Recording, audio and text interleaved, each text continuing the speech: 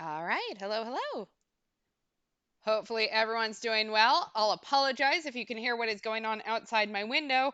Um, Couple of what I would guess are like college age guys are currently out there with the kind of Italian music you hear in like really bad Italian restaurants, and shouting random Italian words. So if you can hear that out my window, I apologize. Um, Perks of living near other people. For all the things that I've experienced while living here, that is one of the weirder ones, but not still not the weirdest. But welcome back. We are back on 9 hours, 9 persons, 9 doors. Stream 8. You are correct. We It would be poetic if we finish the game on stream 9. I don't know if we'll do it or not. We'll find out. Could be fun. Um, if you've not been here, if you're brand new, hi, I'm Kels. I am gonna get scared by that literally every time. Um, and yeah, I have a recap. Give me just a second to pull that up because chat was wonderful and sent it to me beforehand. Okay, so last time, um, Snake didn't remember anything, but Seven got the zero bracelet from Clover's corpse, which we are not telling Snake about. As a reminder, this was part of the safe ending, which was the ending before the current one we're on. It didn't help open the 9 door, so Snake figured out it might not actually register for the number 0. We figured out it actually registered for 6, adding credence to our suspicion of June. We went through the door, and Snake explained that he used a last resort that he didn't use early to keep people from thinking he's 0. That last resort being, I think his bracelet just comes off of his arm, but you are correct, they didn't specify whether his actual arm can come off. I guess that would also make sense. I thought he could just like take the bracelet off because he didn't have a heartbeat on it. But that is a fun one. We ran into the incinerator where Ace and Lotus were in front of another 9 door. Ace bragged about murdering Clover to Snake, then shot him when he tried to take revenge. Lotus got away from him, and Snake somehow kept walking at him despite repeated gunshots. Snake insisted on keeping Ace in the incinerator with him. Seven removed us by force when we couldn't pull Snake out. When we tried to get back to the group, everyone was gone, and we found June dying on the floor. She confessed her love, and Zero responded directly to us for the first time as the game ended, giving cryptic words about having lost. Yeah, because Zero said that they lost. Not that we had lost the game, but the Zero had lost. June's body mysteriously vanished in the 2 seconds we were out of the room, and a white smoke took us out. Then we went back to the other locked decision points to give Clover the bookmark Santa had, leading to her talking about the boat being a morphogenetic field experiment, and locked socks, which, if you remember correctly, is like the ship of Theseus, where if you replace all the pieces, or if you patch the sock until none of the original sock exists anymore, is it still the same sock? Seven talked about all Ice's coffin hidden in the gigantic. At the captain's quarters investigation, we tried to get Clover to finish her story, but her brother was on her mind. We did the math to narrow down who Snake's killer is, which we already knew who Snake's killer was because we'd done that route. But then Clover hugged us when we mentioned the detail about his arm that told her that Snake is alive. Then we mentioned we just copied Santa's words about the Clover, leading her to realize that Santa must be from a group of the previous Nonary game separate from the Nevada group she and Snake were in. A girl died in that one. I think so. She was in Nevada. Snake was in the same one she thinks as Santa. So because they were separated. The whole idea is that her and Snake should have been able to send messages to one another, I think. Ace pulled us away to talk about cryogenics and Alice. June said that Santa spoke up for everyone escaping instead of 3 people, but then Santa held her hostage with the gun and demanded we give him what he needs to escape. After he left, we got Snake out of the coffin and questioned his clothes. Zero saved him for some reason, but we can't figure out why Zero would fake Snake's death. So yeah, now we're trying to go through that small number 9 door that we didn't get to go through last time when we went through the other number 9 door. Hey, how are we gonna get out of here? Isn't that obvious? Through the other number 9 door. Okay, never mind. I did spoil that. Sorry. Oh yeah, you're right. With Snake, we can open the door. Don't tell me you hadn't figured that out. Come on, you gotta tell me these things. To be fair, like, Seven's had a lot of stuff just thrown at him at once. Like, This dude that he thought was dead is actually not dead, just got out of a coffin that he thought a mummy might be in. He's got other things to worry about, man. I, assumed you'd figured it out. Forget it. Let's just get going.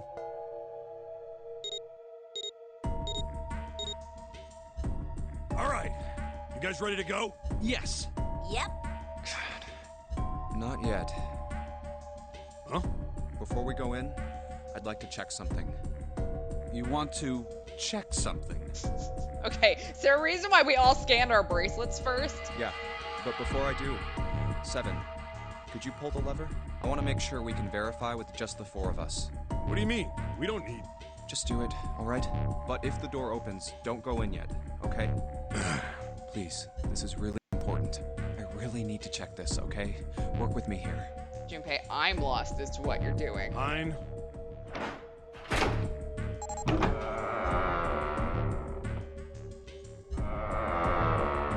Is it the zero bracelet again that we're checking? All right. That means the four of us can go into door 9. Yes. So, we knew that already. It's obvious. Obvious. Yeah, you're right. It is. Now, what happens if we add Zero's bracelet? What? Zero's bracelet? Why don't you take it out, Clover? So you did know I had it. I picked it up because I thought it might be useful sometime. My girl. This was on the left hand of the corpse in the captain's quarters. If you look at it, you can see it's got a 0 on the face. Just to make this a little easier to talk about, I'm gonna call the guy we found dead in the captain's quarters, Cap. Then I should be able to open door 9 with just me, Clover, and his bracelet. Though the big question is, if Cap is the mastermind of this game, would he really put one of these bracelets on? I mean, it would be stupid to, but, you know. You never know. Anyway, let's just give it a shot. Clover, give me your hand. Okay. Now the captain's bracelet. And pull the lever. I knew it. Now, what does this tell us? Maybe the bracelet has to be on your wrist in order for it to work? No, that's impossible. Did you see how the panel showed a third asterisk when I scanned Cap's bracelet? Whether or not it's on your wrist doesn't matter. All you have to do is put the bracelet near the panel for it to register. Huh. Looks like you're right. See? So what does that mean? There's only one possibility. That bracelet isn't the number 0. Is that what you're saying? You know, this is an interesting test, too, because I don't know if we've ever tested whether things change between routes. So, the question is this still the number 6 bracelet? Now that we're in this new route. That's right. Then It makes what sense that it number would is be, it? but... Let's find out. Alright, let's scan. Alright, so if we think it's 6, then I need to make 15. So... let's see, 6 plus... Oh my god, I should have figured this out already. Okay, so 6 plus 2 is 8, plus 7. So... Apparently Snake and 7 is not an option for some reason. Okay.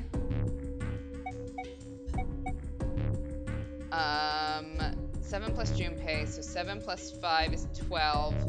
That's gonna be 18, so that'll be 7. 6. Okay, Snake plus Clover, 6. Plus 7 is 13. Nope. Oh my god, how is this hard? Okay.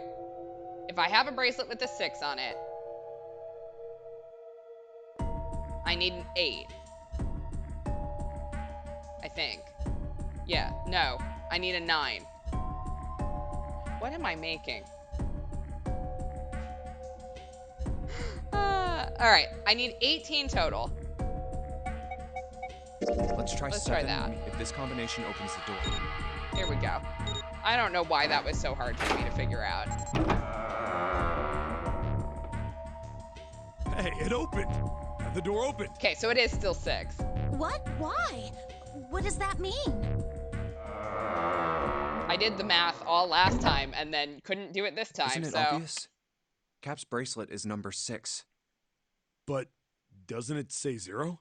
This isn't a 0. You know, I was actually thinking about this the other day.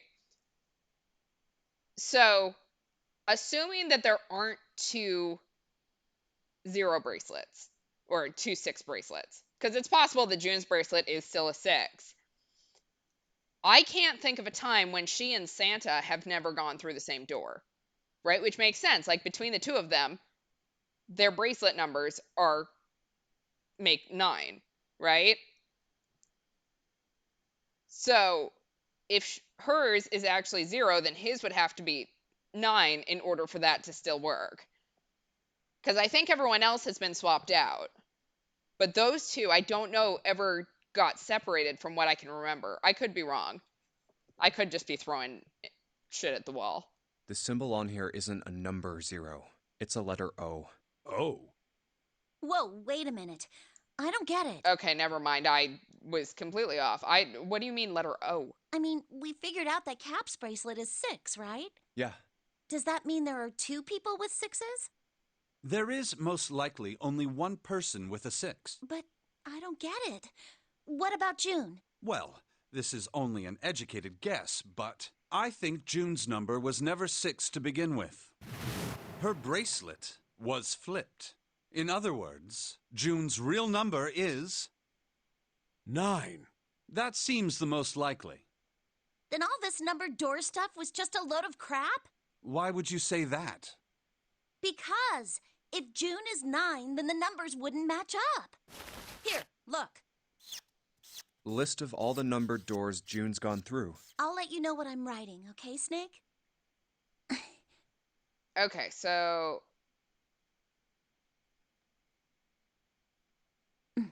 And that's everything. I wrote down which door she went into and with whom. And I wrote what all the numbers were. So if you switch 9 in wherever there's a 6, the numbers don't work. Yeah, but notice she went through all of them with Santa. I was right. If the digital root is 7, then you can't open door 4. If the digital root is 2, then you can't open door 8. Clover, do you notice anything interesting on that list? How is it that this man can't see and he's the first one to pick up on it? What do you mean? You're talking about 3, right? 3? Santa's always in the room with her. That's what you're saying, isn't it? Yes, that's right. And they were the two who, at the end of the safe ending that we got last time, were left behind. What about it? That's quite simple, really. You told me that the first time you came to this room, Santa was the first to refuse to leave June behind. Now, doesn't that beg the question why? Why would Santa do such a thing? The answer is easy, because Santa can't open door 9 with only 7 in Lotus. Of course, there's only one reason for that. His number isn't actually 3. Santa's real number, 7? Would you be so kind as to modify my sister's equations? Yeah, sure. This is what you were getting at, right, Snake? Man, you have to tell him Thank what you. you're writing down. That is exactly right, 7. Santa's true number wasn't 3. It was 0. No way. Santa is 0? Okay, so we seem to be close when we guessed it was June, assuming that this hypothesis is correct. And June was 9, not 6. Conversely, Santa was 0, not 3. Plus 3 and minus 3, they cancel one another out. Nothing appears out of order. Santa was still playing by the rules of the game this whole time. Precisely. So you're saying Santa planned this whole thing? I'm not sure if he acted alone or not, but I think it is safe to conclude that he is 0, if my hypothesis is correct. Snake's hypothesis. Something doesn't seem right. June's bracelet being flipped. Even if that were possible, that would mean there are 2 number 9 bracelets. Yeah, that just occurred to me. And if that's the case, All right, that's enough talking. Because the number 9 bracelet was definitely a 9. We saw it get used in multiple places where only a 9 would have worked, so. Let's go. It's high time we went through that door.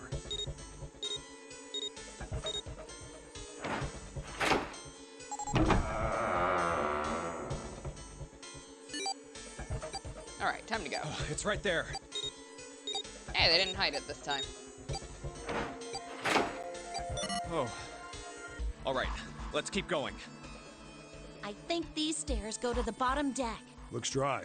Let's head down. Alright. Hey, it's a... This is the Neptune symbol. There must be a key around here somewhere. Neptune key. I only have the Uranus key card. It's a different planet. Plus, it's the wrong kind of key. That's a good question. Can Zero be 2 people? I mean, the Zero that's talking to us, probably not. But the Zero that has set up this game, it would make sense to me that more than one person would have to be involved in order to do this. So that makes sense to me. Let's turn around and go back for now. Yeah. Hey, another door. And a card reader this time. It's the Uranus symbol. Hey, we can get through This this is the one. place.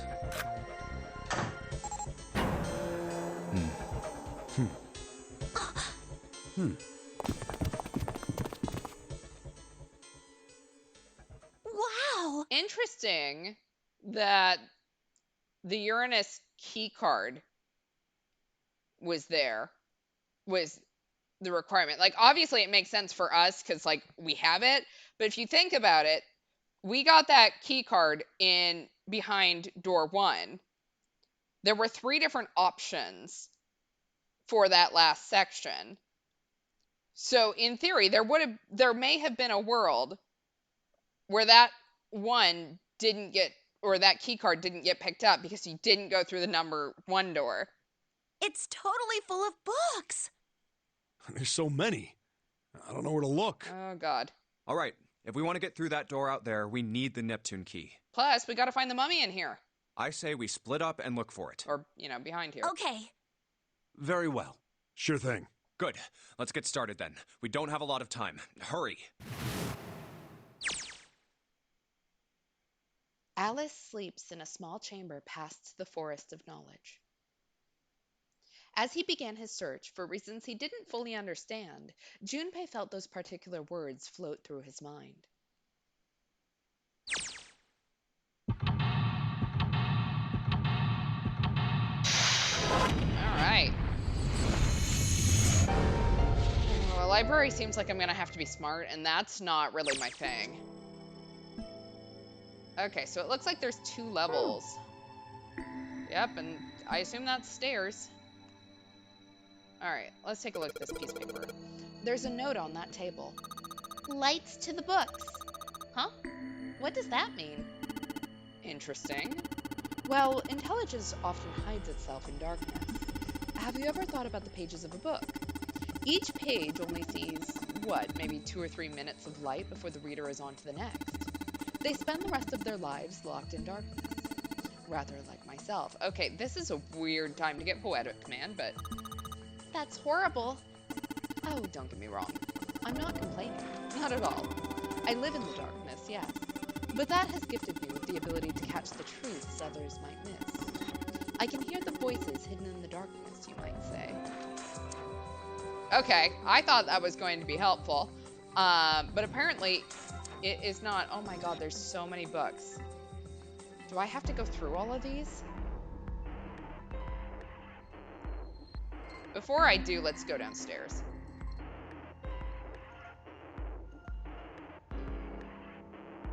Okay, these books stick out.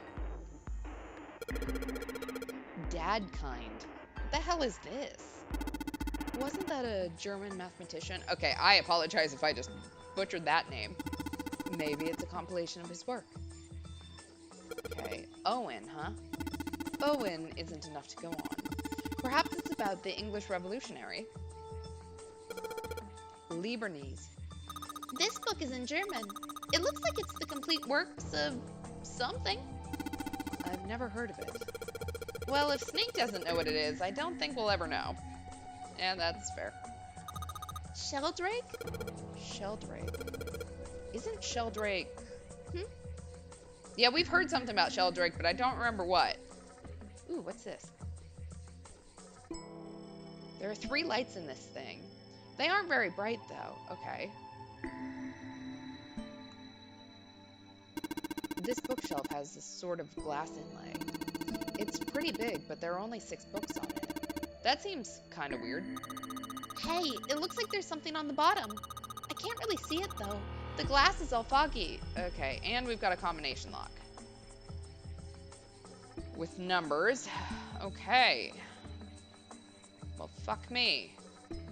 Guess we're gonna have to start looking at the books. The Pythagorean Theorem. This is a famous one. Sounds like there are a number of math books in this section. Algebraic number theory. Math, huh? There's another one like that over here. You mean something like primary number theory, or analytical number theory, or geometry? Oh my gosh, how did you know? Nobody said anything about those. Well, number theory is usually split into 4 chief disciplines. If there was a book named Algebraic Number Theory, I took a wild guess that the other 3 would be there as well. Looks like I was right. Dude, Snake? I don't even know what to do with this, man. This one's Goldbach's Conjecture. Conjecture? What's it about? Like magic or psychic stuff or something? Right, I bet it's about jewelry, isn't it? It may have an odd title, but it's actually a very respectable mathematics book.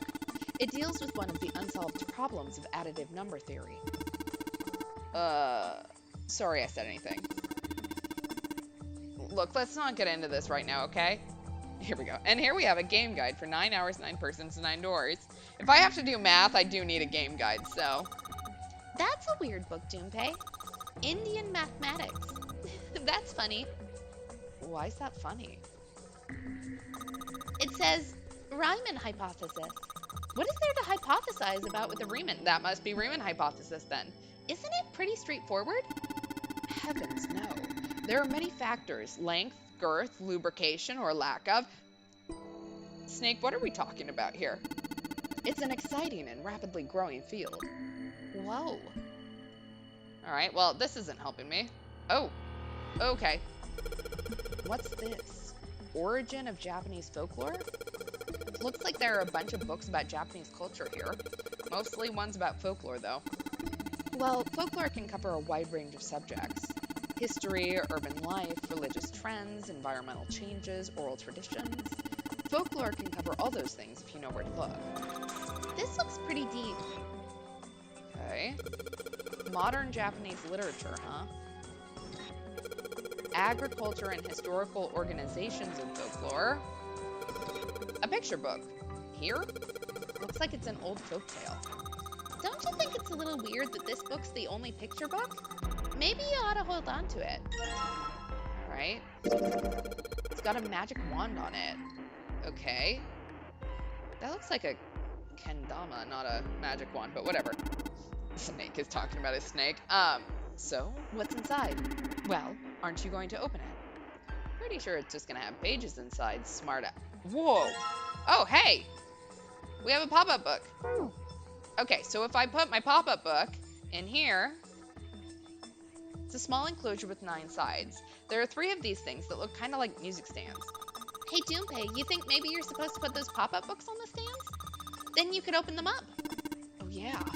If we do that, then they make a shadow on the bottom there. True. But there are 3 stands, right? We don't have enough picture books. In other words, we need 3 picture books. Okay, so let's look for more picture books. Let's see what we've got here.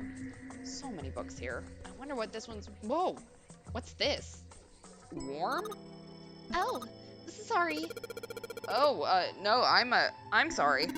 Hey, what's the deal with this sappy stuff? Does Clover have a small crush? It's cute. There are books here in all sorts of languages, but there's something suspicious about the shelf on the left. Okay, well, I looked at the shelf on the left. I can't get it open yet. So, guess we go back up the stairs and start looking up here. Oh my god, there's so many books. This book is called Mind Swap. You mean you could, like, change bodies with someone? Well, I guess I wouldn't mind switching bodies with my brother or Junpei too much, but I'd rather die than let Seven switch with me. Oh, poor Seven. What the hell? Like, I'd even want to swap bodies with a little brat, like... Hey, were you just imagining it? You were! Shut up. Yeah, well, he wasn't the only one. Love you guys. Love that you all are hanging out with a teenage girl. Teletemporation and telepathy. What the hell is this one about? Well, I know what telepathy is, but I've never heard of teletemporation. It refers to having the ability to travel through time. Okay, just drop that one on me. Kitab el Asif. Man, they've got some weird stuff here. I can't even pronounce this one. Who's that? Some famous guy? It's not a person's name. It's the name of a fictional book created by Abdul Al-Zared. I apologize if I murdered that one. It's said to be one of the sources used in the creation of the legendary Book of the Dead, the Necronomicon. Oh, so these are all occult books and stuff. This one says The Golden Rabbit and the Moon on it. Does that mean it's about a rabbit that lives on the moon? Rabbits are pretty cute, but what's the moon stuff about? It's talking about the Judas tree that is said to grow on the moon, according to Chinese legend. Okay, well, I was hoping that was a picture book, so... Okay, so that didn't get me anywhere. Paleontology. This one's about fossils, right? Ammonites are pretty nasty looking. This one says transition of extinct species. We need to hurry it up or we're going to end up in the pages of a book like that. Well, I can't help it that y'all put in like 900 books to look at. Introduction to geology, huh? Thinking about the Earth even when you're on the ocean. Kind of romantic in a way, I guess. Creatures of the South Seas, huh? I wonder if this one's got pictures of colorful fish and stuff. Micrographia, huh? Ah yes, Robert Hooke's famous work, first published in 1665. He built a microscope and examined insects, inorganic substances, and other things too small to be seen in detail by human eyes. He then drew pictures of many of the things he'd examined and published them in a book. I'd hazard a guess this shelf is concerned with natural sciences. Okay. Why did mankind lose their tails? Junpei, do you know what this one's about? Why are you asking me? I didn't even know we had tails to lose. Maybe you should ask a human with a tail. Mankind's ancestors most likely lost their tails as they were no longer useful, and the nutrients required to grow them were better put to use elsewhere. At least that's what I read. I was rather young. I may have remembered it incorrectly. I did not even think about the fact that, like, Snake hasn't been able to read a normal book in ages. I just assumed we were talking, like, audiobooks and shit. Why the hell would a kid be reading a book like that? You've met him, right? Mother Nature. Is that some sort of book about hippie chicks? Probably not, except perhaps tangentially. It's most likely about environmental protection. I was just trying to make a joke. Dude, hippie chicks? Really? We have too much testosterone in this group. The Theory of Evolution. Heck, even I know this one. This is that Darwin guy, right? Well, yes and no. Charles Darwin wrote a book called On the Origin of the Species. In it, he put forth his theory of evolution. Yeah, I remember that part. He called it natural selection. Exactly.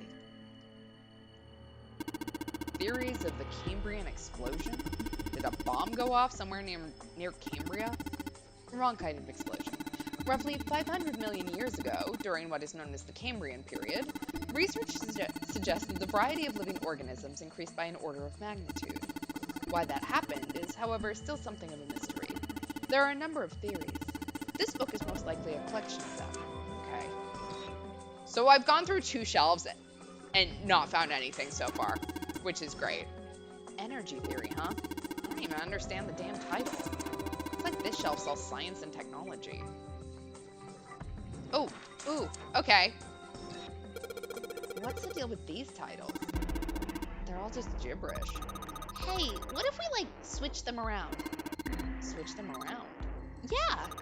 If we move them around, maybe they'll spell something. Oh, I get it. Yeah. Heck, it's worth a shot. Okay. Okay, so P is generally at the beginning of a word. Oh,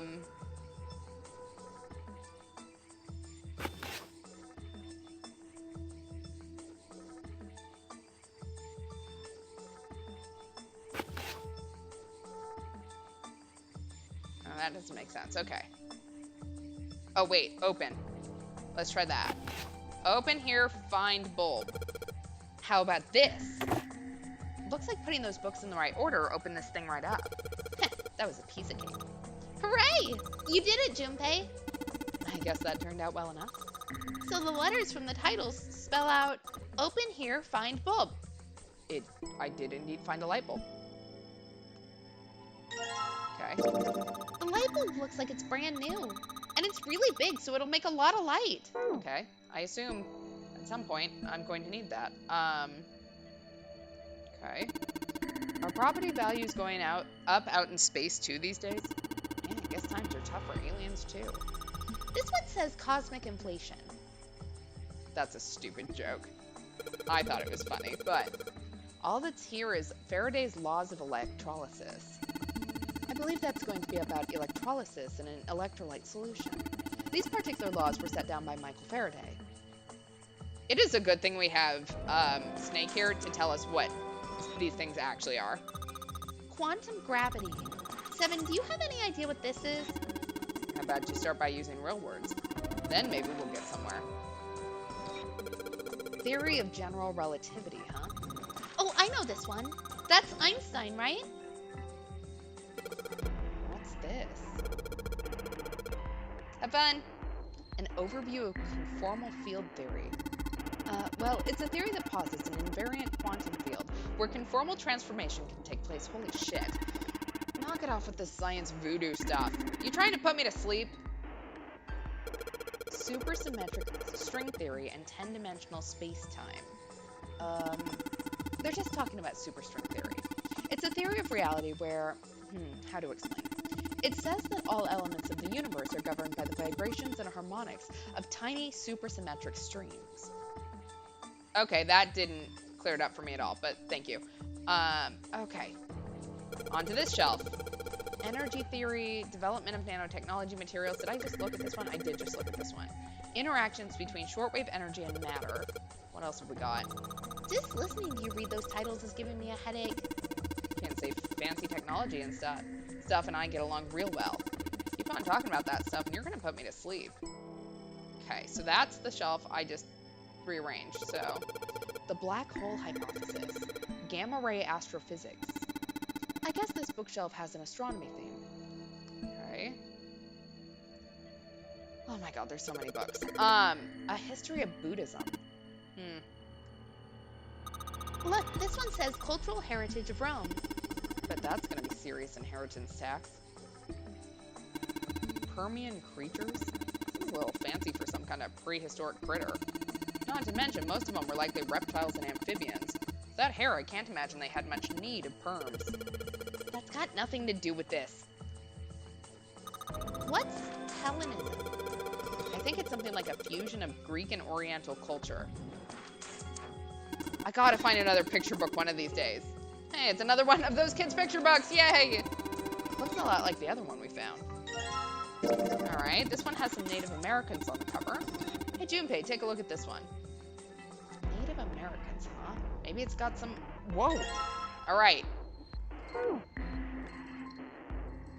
History of the medieval period. Maybe it's about Sir Lancelot? Isn't he just a story? I don't think you're gonna find a guy who didn't really exist in a history book. Oriental history. Maybe this one's about China's 4,000 years of history or something. Hey, Chinese history and Oriental history aren't the same thing. Junpei being the one saying that is scary, but this one's called History of the Western World. Well, I'd assume it's about European history. Yeah. Just gonna leave it at that, Snake. Doesn't seem like you Hey, look at this. This book's called Greek Mythology. Damn, that thing's huge. Can't imagine anyone's actually read the whole thing. Pretty sure it just put me to sleep. Okay. Please let there be another picture book here. Principles of Monkey Behavior, huh? I'd imagine that's a book describing praxeology studies on monkeys. I'm having to read too many big words. These are a lot of big words for Elmo. Monkeys are very similar to humans evolutionarily, so I imagine the research was fruitful. Oh, look, Seven. Here's a book that's perfect for you. It's called Correlation of Muscle, Bone Density, and Bone Strength. You're just saying that because it says muscle. This book is just called Dissection. This bookshelf must be all medical books. From what I can tell, it sounds as though these books have been organized by genre. This library must be massive. I'm rather impressed by how well organized it is. Yeah, it's not like there's been a librarian anywhere, so... Human equilibrium theory. Human anatomy. Regeneration of internal organs. Okay, we're getting some wild books here. This one. It looks just like that picture book from earlier. The one with the pop-ups. You think they're part of a series of something? They do have the same binding. Alright. There's a baseball on this one. Come on, Junpei, let's see what's in it. Gonna go out on a limb here and say it's probably baseball stuff. Whoa! Head. This is a pop-up book. It's got the letters H-E-A-D popping out of it. Alright. I now have all my books. Let me set them. Small enclosure. Okay, how about we try putting these picture books on the stands? Then... This is a little weird. There are 3 lights in this thing. They aren't very bright, though. Hey, didn't we find some kind of really powerful light bulb earlier? Why don't you put it into one of those lights? Yeah. Well, it'll get a lot brighter, but if there are 3 lights, that means 3 light bulbs. I thought I was done. There won't be much point unless we can replace all 3 bulbs. We need 3 light bulbs, huh? Oh my god, fuck me.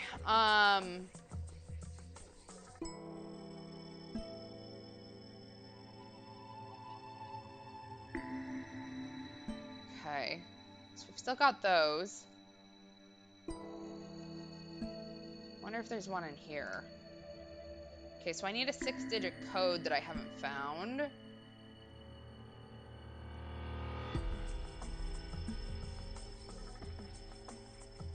Guess we keep looking in books. Functions of the human brain. Huh.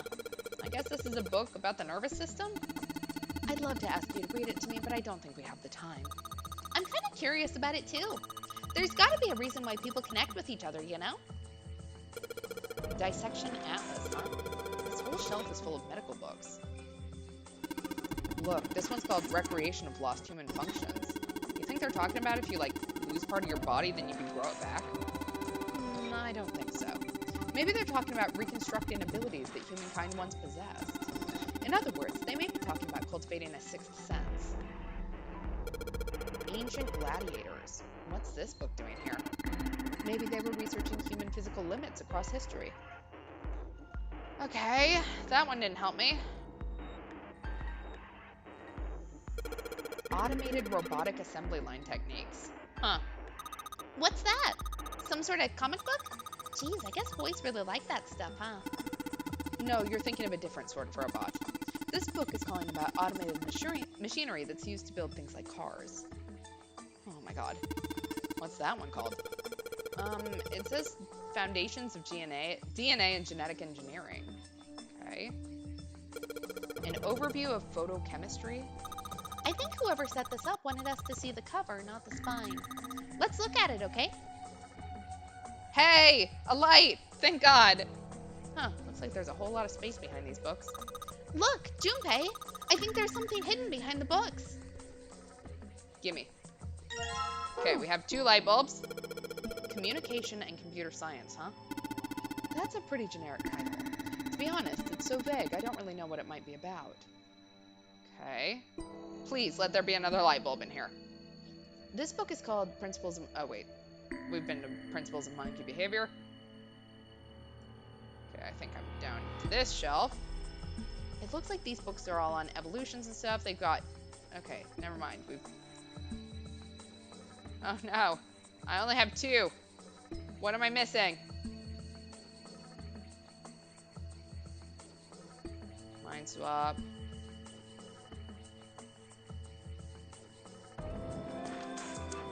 I didn't find anything over here.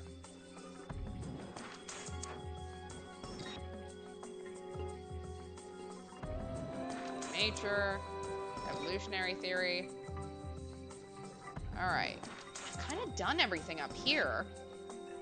We got the bulb out of that one, so it's got to be down here.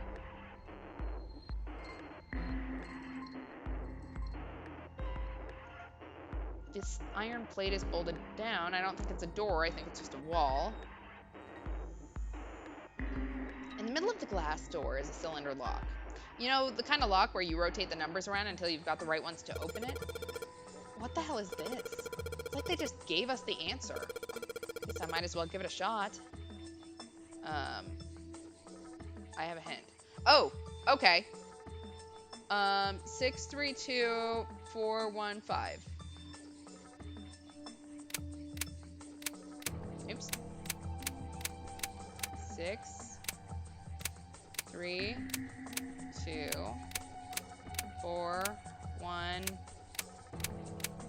5. There we go. Thank God I hit the hint button, because you can't see that normally. You did it, Junpei. Yay! I don't know why, but I don't really feel particularly happy about being praised for that. Whatever. At least the lock's open now. Let's see if we can get it open, alright? Okay. Open it up. Aha! Light bulb. I have my 3rd powerful light bulb. Do I need these astronomy books? All 6 books seem to be pointed at the cylinder number lock. Okay, good. Okay, so I now have my light bulbs. All right, 3 lights in here. I'm gonna change these bulbs. Now they should... Awesome! It worked! Way to go, Junpei. Good job, buddy. There's something projecting on the bottom.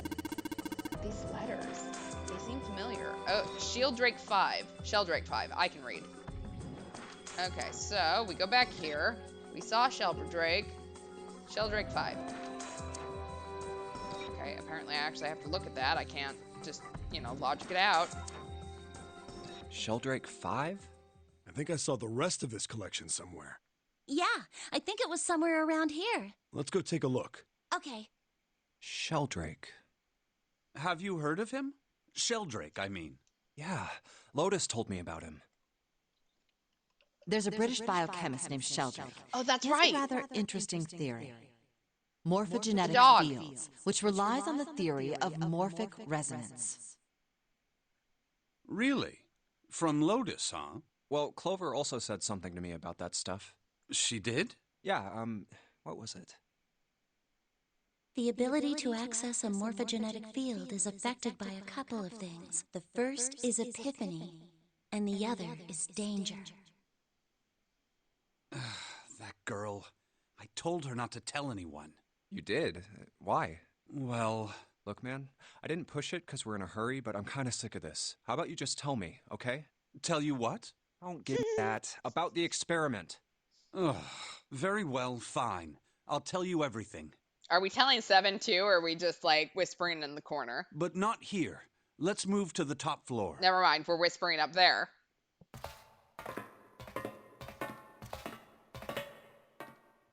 I suppose I might as well start by telling you why I kept quiet, and why I made sure Clover did as well.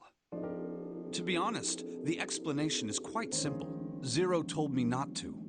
I had little choice. He didn't walk up and tell me, of course. He gave me a message engraved on a card. That's a Braille card. It looks just like the one you showed us earlier. So you had 2 cards. No, only one. Did you just not tell us what the rest of it said? Huh? What do you mean? I thought that card just had some rules for the nonary game on it. Yes, it did. And those were the rules I read you. However, they were not the only thing on the card. There was something I didn't read. Well, perhaps I should say there was something I couldn't read. And that was? Tell no one of the events that took place 9 years ago. tell, and I activate your sister's detonator. It's a threat on our lives. Oh, well, what about Clover? Did she get a message from Zero too? I don't believe she did. But doesn't it strike you as strange that Zero would shut my mouth, but not hers? Yeah. To be on the safe side, however, I told her it was best not to tell anyone. Still, apparently she told you. That girl. What's wrong with her telling me? I figured some stuff out with the things she told me. I mean, it looks like the whole activate her detonator thing was just a bluff. She's prancing around downstairs happy as a clam now that you're back. That's very true. I've decided I can trust you. You know what? That's good. I think at this point, you gotta trust someone, I guess. I've decided to tell you the truth. The chance that Santa is Zero is very high. I feel I can assume Santa doesn't have the time to observe us at the moment. And at any rate, even if he were, I very much doubt he would kill us. Why? Clover told me about the four-leaf clover, about the words. If he knew about that, then he was in my group during the first experiment. I'm sure of it. He wouldn't kill us, no matter what the situation was. Hey, Snake? Yes, I know. You want to know what happened during the experiment? Yeah. How much do you know? Not Clover much. told me about... I see. The morphogenetic field in the experiments 9 years prior.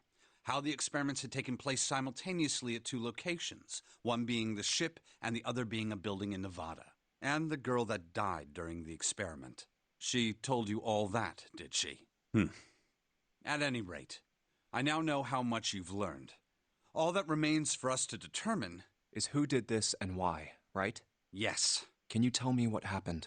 Yes. The people who organized the initial experiment were from a company called Cradle Pharmaceuticals. Right, which we figured out from the safe because the message from Zero in the safe had all that information. There were 4 of them running the show.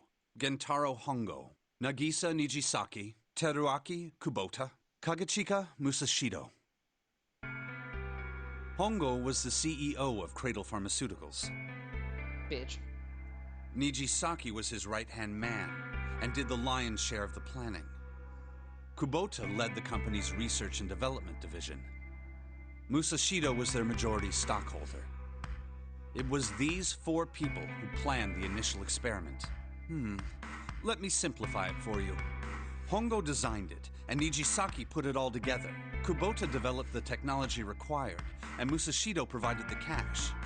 So it's Hongo, Nijisaki, Kubota, Musashido... I feel like I'm going to be tested on these names later, and we'll see how well I remember them. Of course, more than 4 people were required to conduct an experiment of this scale. To that end, they organized a top-secret team to assist them with their research. All in all, they gathered 10 people or so. Those 10 completed their team, and they were able to begin the project. They named it the Nonori Project. The purpose of the experiment was to research the prospect of controlling a human mind through sheer will. Excuse me? The vessel, I suppose you could say, for this control was the morphogenetic field. Why did the glycerin suddenly begin to crystallize? Why did the crystal structure of EDT undergo a sudden change? Why did the rats improve their puzzle-solving skills with each generation? Experiments with humans produced the same results. The more people who knew the answer to a question, the more there were who could answer correctly without having seen the problem before. Why is that? How could it happen? What did you miss? Okay, so I read a lot more book titles.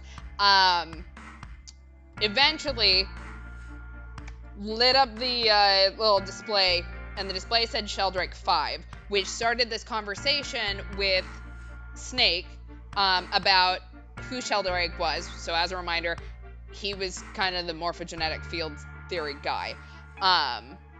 Then Clover and Seven kept hanging out downstairs while we brought Snake up to ask about the experiment and what happened and basically why he's kept it quiet. So basically, in that card that he got at the beginning from Zero, he read the rules of the Nonori game. he didn't read us the bottom section that told him that if he had mentioned what happened during the previous experiment, that they would have detonated Clover's bracelet. They didn't warn Clover of this. He told her not to tell anyone, but obviously she told us, so, you know. Luckily she's still alive, so I don't know if it's just a Snake can't do it or what, but and so now we're talking about what happened during the experiment. So basically, the CEO of Cradle Pharmaceuticals, Gentaro Hongo, who is Ace, we found out from a previous route, was basically leading this whole experiment to see whether he could control people through sheer force of will from the morphogenetic field. And so that's what we're talking about here, is sort of what the experiment actually was. That's all you missed. And, you know, a million jokes about book titles. The answer is that the shape of the answer has been stored in a field invisible to the naked eye. And through that field, the resonant event transmits information related to that answer. That's essentially the idea behind morphogenetic fields. But that's just a theory. Can't bring yourself to believe it? Yeah. Let's say someone killed another person because the devil told them to do it. Whether the devil exists or not has no relevance to the murder. They believe the devil exists. Whether or not he does is immaterial. So what matters here is that Hongo believed in the morphogenetic field. That's right. But I still don't get it. You said they wanted to figure out how to control people, right? That is what you were saying. Yes. So how are they going to do that with a morphogenetic field? I'll keep it simple. Let's suppose 10,000 people have solved a certain problem. The chance of you knowing that answer, even if no one has told you, will go up. Let's have another example, shall we? Say 1 million people were to do a handstand right now. Tomorrow, the chances of you doing a handstand would be higher, even if you had heard nothing of this hypothetical mass handstanding. Mankind's thought process and actions are all part of a resonant event. All of the resonant events encoded in the fields are projected onto you. Of course, this assumes you believe in this theory. Do you follow so far? I guess. This seems really complicated for Elmo. Yeah. Now, if there was a person who had the same effect as those millions of people, what would happen? If that one person were to do a handstand, other people would find themselves wanting to do handstands as well. Are these people just influencers? Can you imagine what a person with powers like that would be able to do? Come on, there's no way. I'm not done. Imagine another scenario. Imagine another person. This is an ordinary person. Let's say he does a handstand. There we go. Just say we're in a simulation and we need to find Moksha. What if there was someone who could grab the resonant event he created by doing that and use it to make other people do handstands? What would happen then? A person who has the power to write to the field, and someone who can read from the same. You could think of them as the writer and the reader, or the transmitter and the receiver. What would the world be like if there were people with abilities like these? So the transmitter's resonant event can be transmitted through the field and sent to the receiver. And then the transmitter can control the receiver however they wish. That's what you're saying, right? Yes. Close enough, at least. Come on, that's just crazy. Well, if you want to prove that, then you'll have to test it first. At least, that was how they thought. That was why they decided to do their experiment. That was how the Nonary Project began. By the way, Junpei, have you ever heard of the Gansfeld experiment? Yeah, that was an experiment in telepathy, right? You place a pair of subjects in separate rooms. Then you show one a picture and ask the other what they see. Interesting. I'm impressed. Yes, that is exactly correct. That possibly came up with someone else. Most likely. So, why did you bring up the Gansfeld experiment? It was used to screen subjects for the Nonary Project. The hospital in a remote town was affiliated with Cradle Pharmaceuticals. Hongo used it to conduct experiments on visiting children in secret. Which is how Lotus's kids got recruited. Some of them, he found, had potential. He began to gather children that showed promise. Children that seemed as though they might be able to access the field. Of course, none of them volunteered. They were kidnapped. There were 9 pairs of siblings taken, for 18 children total. For reasons that were not fully understood at the time, Each pair had one transmitter and one receiver. They were split perfectly. As such, the 18 children were split into 2 groups of 9. The children who were put into Group Q were the ones who excelled at transmitting. They were transferred to the mock experiment building known as Building Q in the Nevada desert. Okay, so Clover then would have been a transmitter. The children who excelled at receiving were put in Group A. Group A was then placed on the former hospital ship Gigantic. Which would have been Snake. And he's saying Santa had to have been in that group as well because he knew about the words. From the experiments he had conducted so far, Hongo had learned the following. There are 2 things that can increase one's resonance with the fields. The first is epiphany. The other is danger. Have you ever been faced with an especially difficult problem and thought about it very long and very hard until finally an answer suddenly appeared in your mind? It may seem obvious to say so, but that is what is meant by epiphany. The information obtained through that epiphany can be easily transmitted through the fields, where it can be easily interpreted. Adding danger to that equation allows for even easier field access. That's where Hongo came in. Okay, can't wait to find out what sort of horrible things he did to children. They set up a number of puzzles across the Gigantic. The participants had to solve each one before they could move to the next room. Of course, he hadn't forgotten to include danger. He had detonated a bomb on the hull of the Gigantic. The children in Group A were forced to play the nonary game as the ship sunk. By forcing the children into a life-or-death situation, Hongo hoped to increase the likelihood of their tapping into the fields. This definitely feels like a war crime. The children from Group Q, on the other hand, were confined to the mock experiment building, Building Q. Building Q duplicated the interior and puzzles of the Gigantic exactly. Every detail was exactly the same. Hongo explained the situation to the children in Group Q. Solve the puzzles you find throughout the rooms. When you have the answers, transmit that information to the children in Group A. If you succeed, they will be able to solve the puzzles and escape. Oh yeah, I'm sure that a bunch of children were able to keep their heads. But if you fail, then the Gigantic will sink, and your brothers and sisters will drown. I hate this man. Those were his orders. Like, this dude is just scum of the earth. Do you know why the astronauts of Apollo 13 were able to return to Earth safely? It was because NASA had access to a replica of the Apollo 13 capsule. All of the equipment, the instruments, everything. All of it identical. Everything was just like the real Apollo 13. NASA was able to replicate the situation the astronauts found themselves in. By putting themselves in the same situation, they attempted to solve the problems the astronauts were dealing with. Once they found solutions, they reported their findings to the men aboard the actual capsule. That was how they were able to return safely. It was the same with Gigantic and Building Q. There we go. Can't wait to save his life and then send him to jail. Like, I don't even know at this point. The man is rich. Like, what if he gets out of jail time?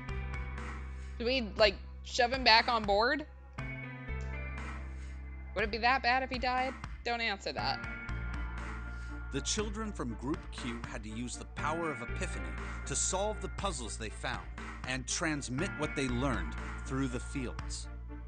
The children in Group A, however, they had to access the fields to learn how they might advance to the next stage. That is the simplest explanation I can manage. Huh. Hey, Junpei, Snake! How much longer are you two gonna sit around on those bony asses? Get down here already! He's right. Sorry, we're talking about physics? Philosophy? I don't know what we're talking about. Let's go, shall we? We don't have much time. We need to get out of here, and soon. Hold it. There's one more thing I want to ask you. Hmm?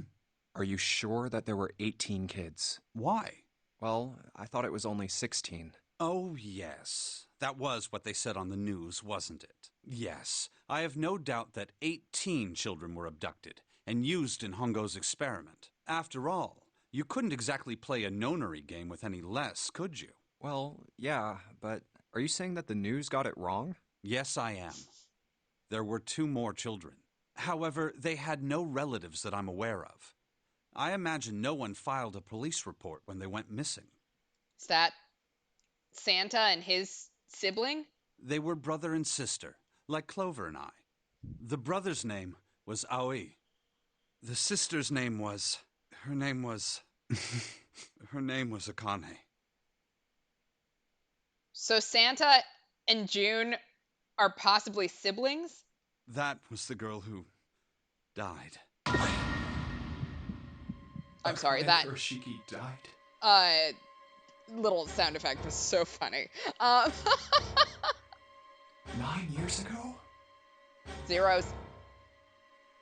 Then, who's June? It's a brother-sister operation. No. That's impossible.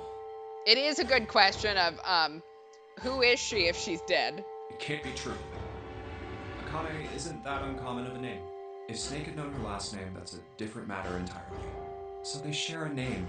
A lot of other people do too. It doesn't mean anything. There was someone else. Of course it was. It has to be. Is something wrong, Junpei? Your breathing sounds strange. Oh, no, it's nothing. I'm fine. It's fine. Just freaking out Let's get back about down. my girlfriend. Right. I couldn't do it. Why didn't I ask? What's her last name? I just couldn't get the words to come out. So if that is our Akane, then Santa must be Aoi Kurashiki. Sheldrake, this is it. This is what the shadow picture was pointing to. But didn't it say 5 at the end of the shadow picture? Yes. I think we need to find the 5th volume. Well, would you look at that? There's a big red button behind this book. I guess we should press this button. Are we sure Snake is right about Akane dying? I mean, clearly, if she's walking around, she couldn't have actually died. So, something has to be wrong. Either it's the wrong Akane, because we are correct, like, Akane is a somewhat common name. Or there's something real fucking weird going on. What was that sound? It sounded like something really big was moving. It came from the top floor. All right, let's go check it out.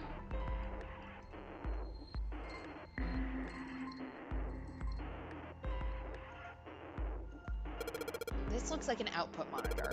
I bet the letters you type in on the keyboard will show up here. There's a keyboard in front of the numbers, and there are 4 Roman numerals on the wall. It's got to be a hint of some sort. 13, 14, 10, and 13. Those are all Roman numerals. Do you think we just need to put in the numbers from the wall on the keyboard? No, you can't. The keyboard doesn't have any number keys. You can't type in stuff like 3 or 4. And that means...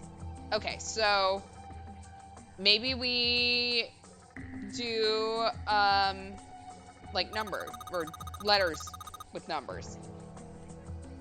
That's a good question. Maybe it has to do with that moment in the other timeline where Akane died in our arms and then vanished as soon as we stopped looking. That would be interesting because we know that she's been having fevers. And we also know if this ship is a replica of the Gigantic or of this entire thing, then we know that there's an incinerator in the bottom. So maybe that's got something to do with it. I don't know. Well, I bet you've got to type something on that keyboard. Yeah, but you can only enter letters. And it looks like you only enter 4 letters. Let's see how it works. Guess you need to hit enter once you type in the letters. And you can erase what you typed with clear. Okay, I get the basic operations. Let's give it a shot. Okay, so 13, 14, 10, 13. So A, B, C, D, E, F, G, H, I, J, K, L, M, O, A, B, C, D, E, F, G, H, I, J. 13, that doesn't seem right. Okay. Maybe it is hexadecimal. So 10 is A, B, C, D.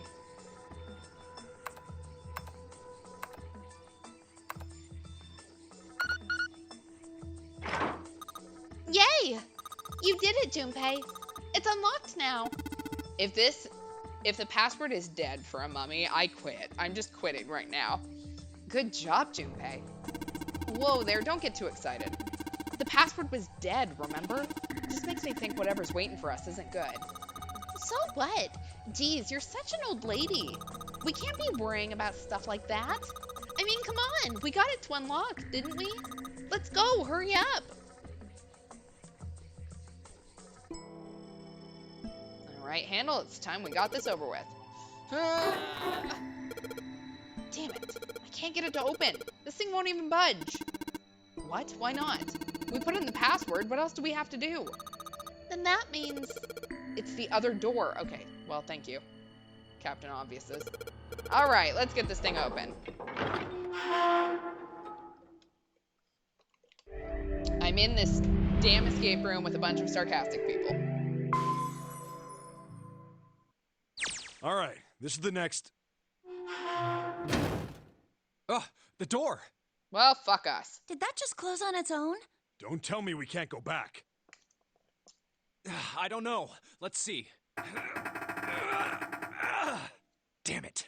It looks like it locks automatically. Is there any other way out? Well, there's another door over on the right. There's a card reader next to it. What is up with the junk room, Zero?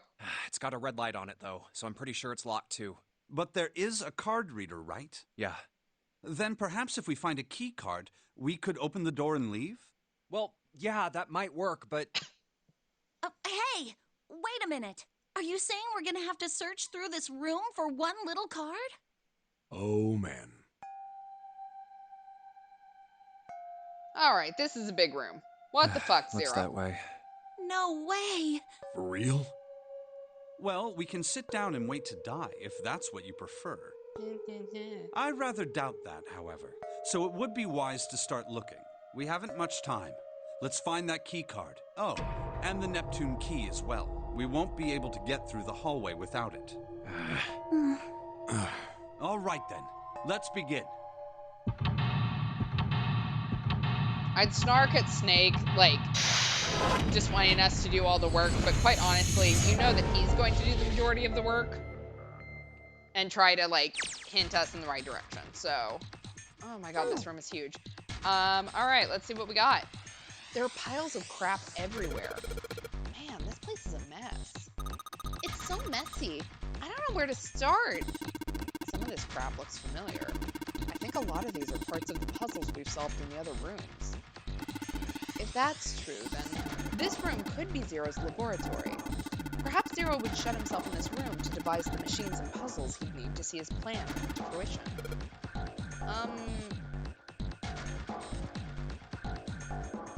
Hey, I remember that one. Hey, Junpei, isn't this a nautical table? Yeah, I feel like I've seen this before. Okay. It's a chair. Okay, thank you. Look, Junpei, the rust on here looks like Elvis's face. Yeah. How exciting. Okay. There's a control panel in front of the big screen here. Wonder if any of these buttons do anything. Oh, fuck me! There's something on the screen now. What's this? There are 15 cells here with numbers and letters in them. Let me see that. Oh, I see. So whenever you touch a cell, the ones next to it turn on or off. You just gotta use that to make all cells on the right and the bottom green. Hey, Junpei, I found this piece of paper under that thing. You want to take a look at it? Do you think this might have something to do with the puzzle? It's a piece of paper that Clover gave me. There are a bunch of numbers and letters, all connected by equal signs on it. Just like she said, this is probably related to the puzzle on the screen somehow. Thanks, Clover. This really helps. Alright, let's go back and try again. Anyway, it looks like I just need to make all of the cells all green. Okay, so... We're talking hexadecimal again.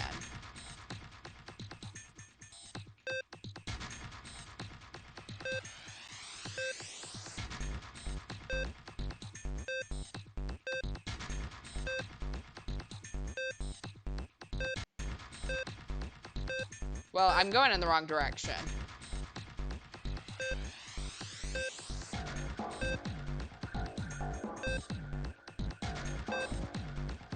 Okay, so 9 and C.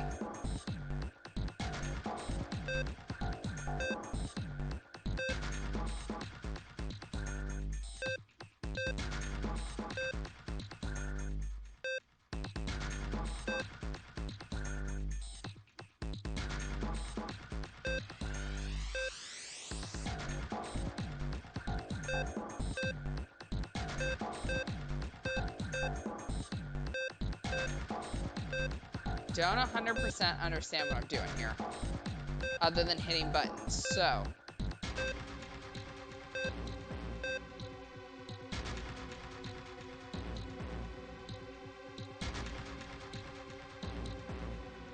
okay.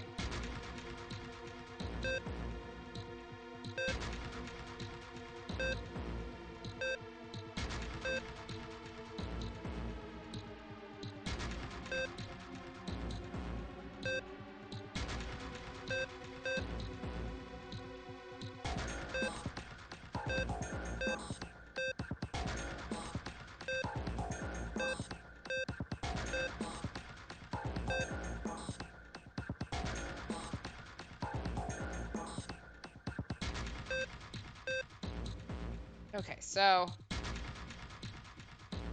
all of these need to be up except for this one.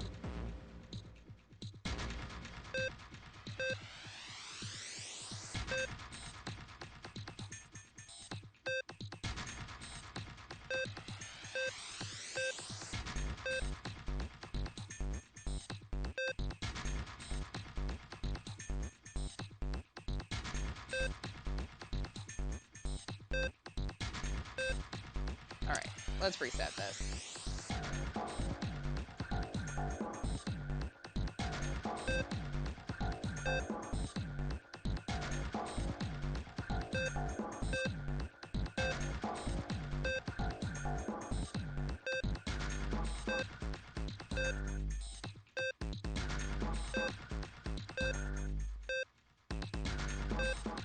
Okay, so getting there.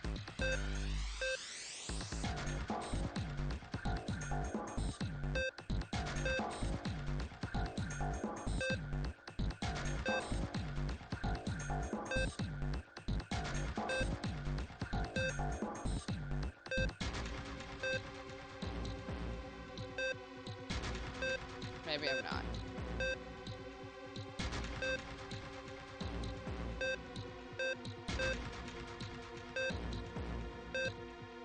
Okay, maybe did I miss what of the top one has to be done as well?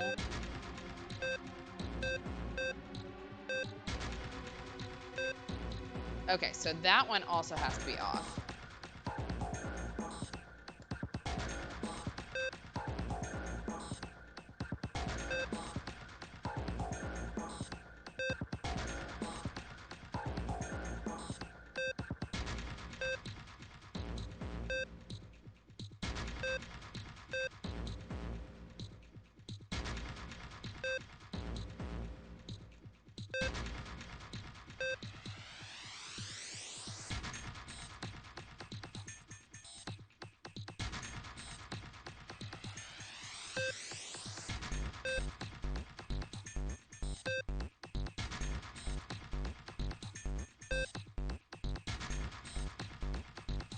All right, maybe I can make it so that only those two show up.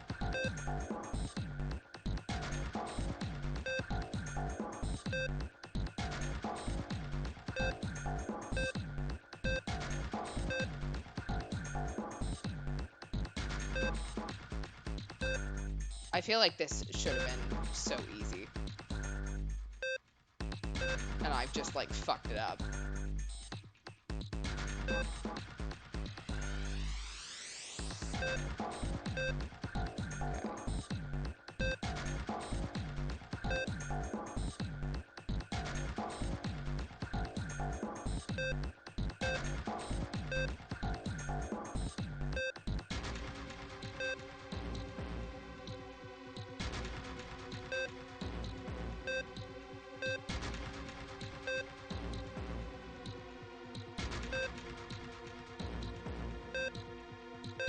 So close there.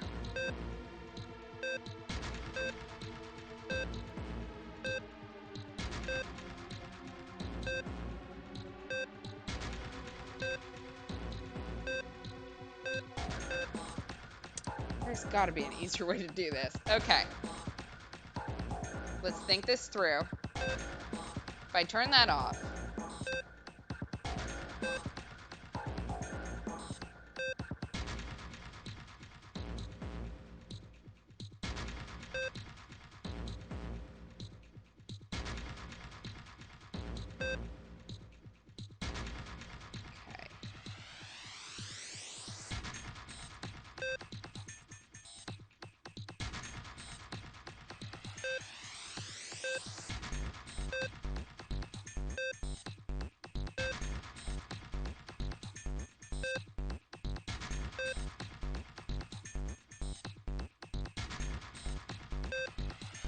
So I need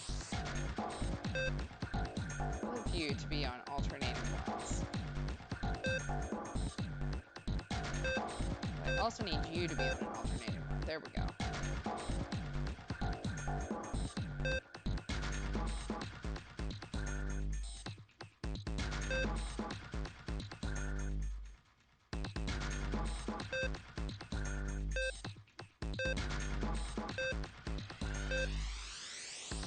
I feel like I was really close there and then I just started doing shit.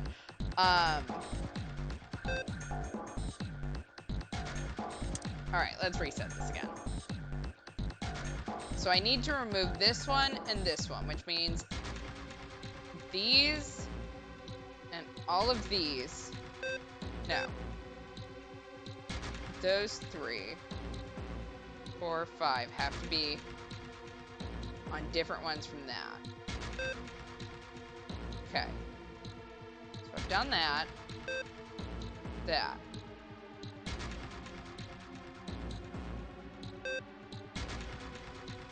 Okay. But now you two have to be on different ones.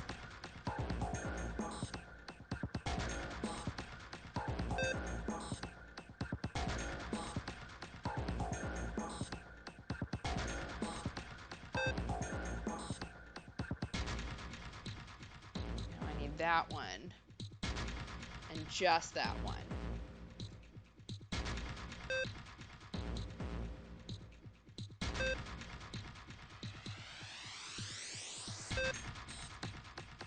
Okay.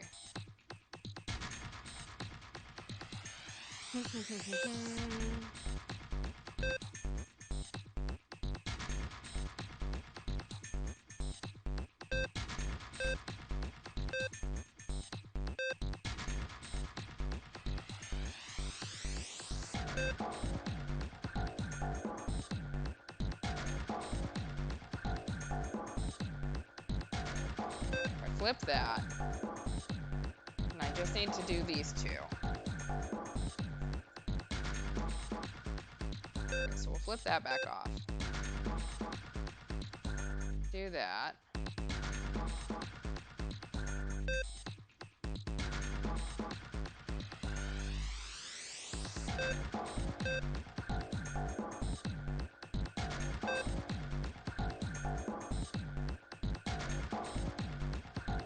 Well, now all I need is the center one, which only affects the most things.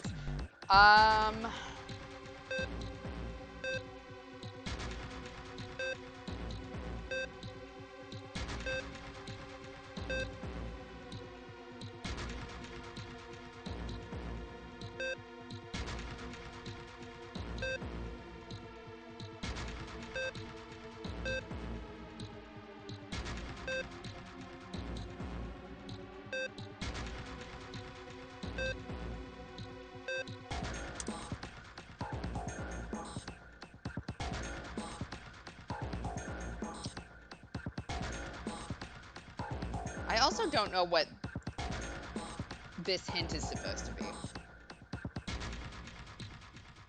Unless... So... D is 13 plus 6. Oh, I think that's just telling me what numbers I have to have configured, which I have that. I know what my numbers are at this point. The problem is trying to get them done correctly. Because it's not going super well for me.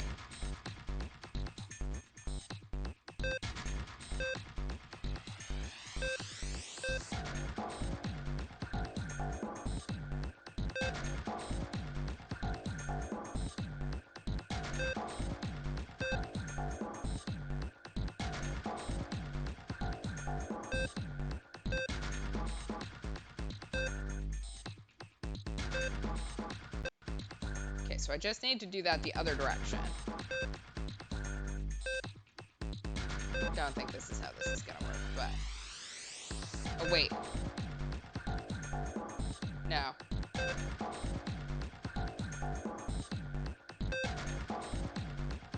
Oh my god, this shouldn't be this hard.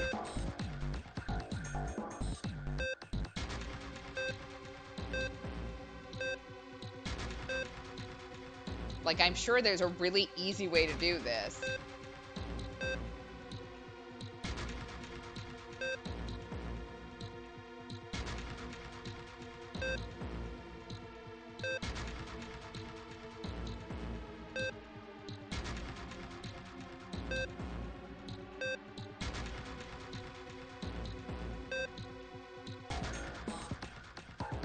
I'm just going to sit here for 10 minutes and hit these numbers.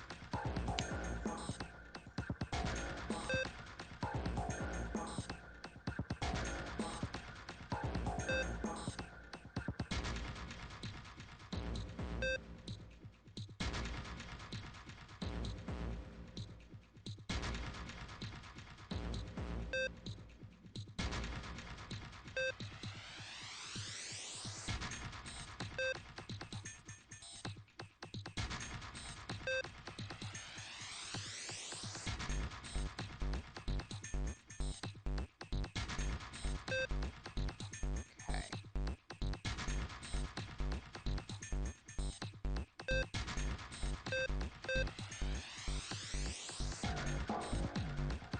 No.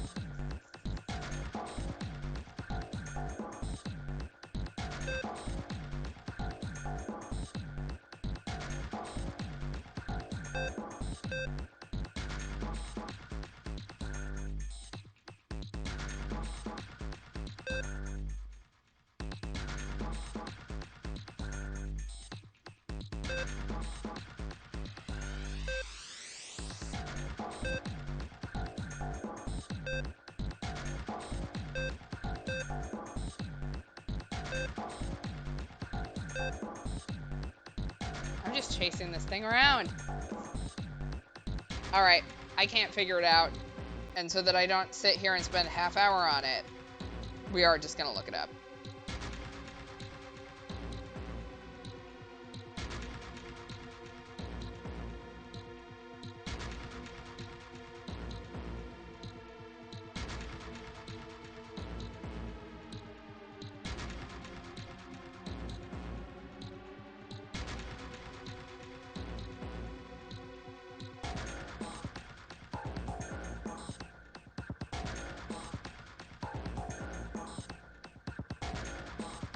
I love that this tells me it's the most difficult puzzle in the game to compute, not enter the answer.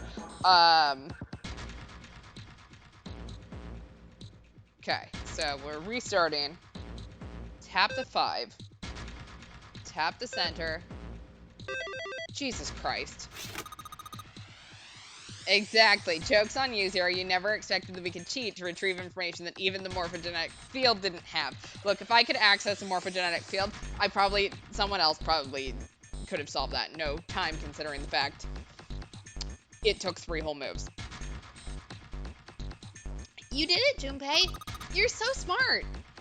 You did not sit there and watch me do that for 10 minutes. Whatever. You seem to have done an excellent job and solved the puzzle. Just what I would have expected of you, Junpei. Hey, come on, you're embarrassing me. This feels sarcastic with how long that took. Whoa, whoa, don't get cocky, kid. We don't got time for that. Look at this. Check out the right edge of the control panel. The lid slid open and something came out. Okay. We have a cross emblem. Okay. Ooh. Right, I put the emblems into the four indentations on the desk, but nothing's happening. Wait, what's Snake doing? I feel symbols engraved just above it, each indentation. On the upper left is the steering wheel symbol. On the upper right, the cross symbol. On the bottom left, the mysterious circle symbol. And lastly, the waffle pattern is engraved near the bottom right indentation. Additionally, each symbol seems to have been given a number. 1 steering wheel, 2 cross, 3 mysterious signal, and 4 waffle patterns. Perhaps we need to insert the emblems in this order. That order, huh? Well, that's a problem because I only have 1 emblem so far. Oh, look, there's more screens. This monitor is part of this machine. It's really dim, though. It's got a map on the world on it, but I can barely see it. Junpei, it looks like there's a compass on there. Ah, now I get it. What do you mean? I guess you weren't there, Clover, but I solved a puzzle like this one in the wheelhouse. I think I just need to do the same thing here. The same thing? The important part is this nautical table we just found. I just have to match up the directions on the compass with the lines on the nautical table. I used the steering wheel in the wheelhouse, but this time I think I'm going to use the wheel attached to the side here. Okay, then show me, now. Of course. Maybe I ought to run through the instructions. This looks like it probably works the same way the steering wheel in the wheelhouse did. If I just touch the direction I want it to turn, the compass will turn that direction. Then I just gotta press stop when the compass is pointing where I want it to. I'm betting something will happen if I do it right. Alright, let's do this. Hey, and they actually gave me a hint this time. Okay, so we're starting going south.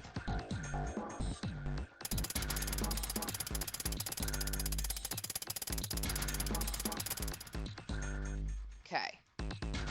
Now we would go east.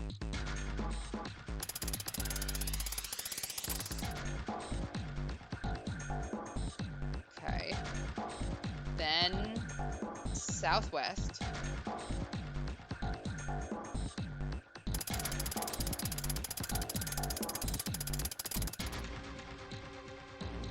Okay. Then northwest.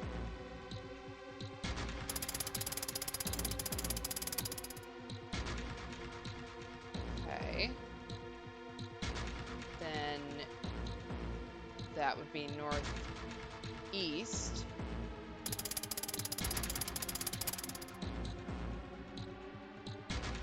Okay. Then we would go west.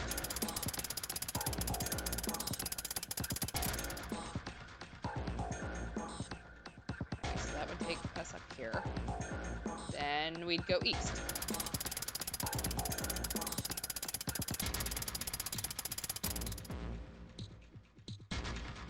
Apparently that's not it. Yeah, notice how long you took last time and had mercy. Okay, so I was going based off of what it would look, what we would actually turn, but maybe not. Okay, so let's start with south again. I went the wrong direction for south, but whatever.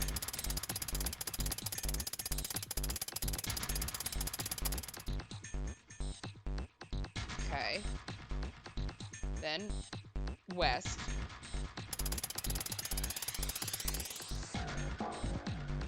Okay. Then southeast.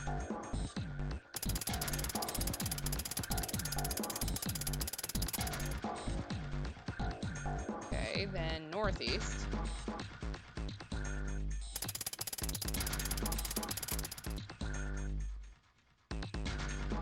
Then east.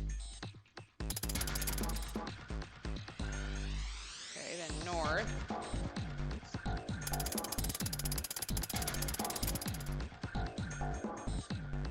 And then east. That is not how you would actually steer that wheel, but Yay, you did it, Junpei. Good boy. Who's a good boy? Ugh, it off. Hey, we don't have time for screwing around right now. Check out the right side of the monitor. It just kind of slid open and something came out. Oh, yeah. I heard a noise too. You know that big box in the hallway by the exit? I think it made a noise. Like something unlocking, you know? Noise, huh? Okay. There's that one. Let's do this one while I'm thinking about it. See what happens when I... Oh, God, this one. Wow, now we've got something on the screen at least. Huh? What is this? Oh, wait a minute. I saw something like this when I figured out that Morse code puzzle back in the communications office.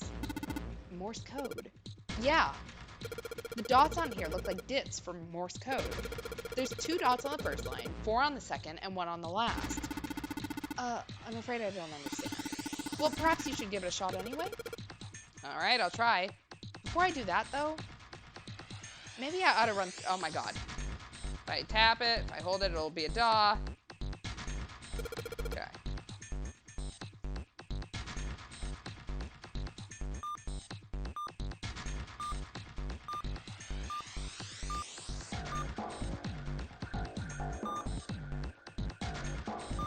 Okay, so clearly that wasn't it. Alright, so there's got to be some sort of thing I'm supposed to put in, maybe? Aha, here we go. Something written on these pieces of paper. Looks like we've got 3 sheets of this stuff. Alright. Let's take a look at our file stream.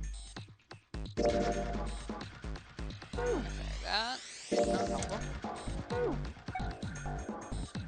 Okay, study nautical table.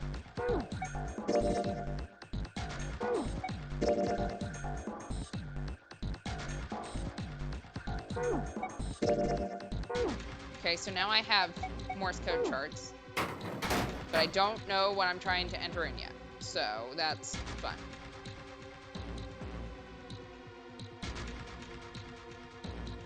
Piles of crap everywhere.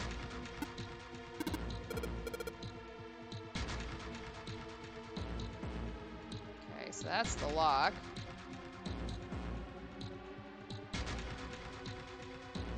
Cabinet, nothing in here anymore.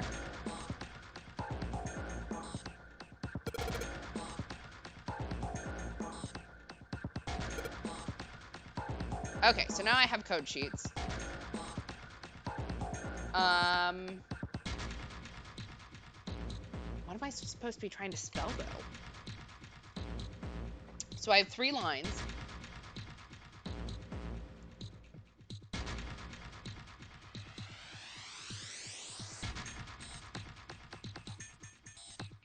The first one had 2.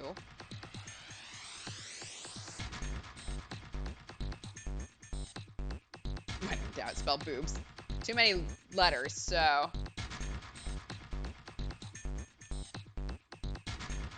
Okay, so the last one is either an E or a T.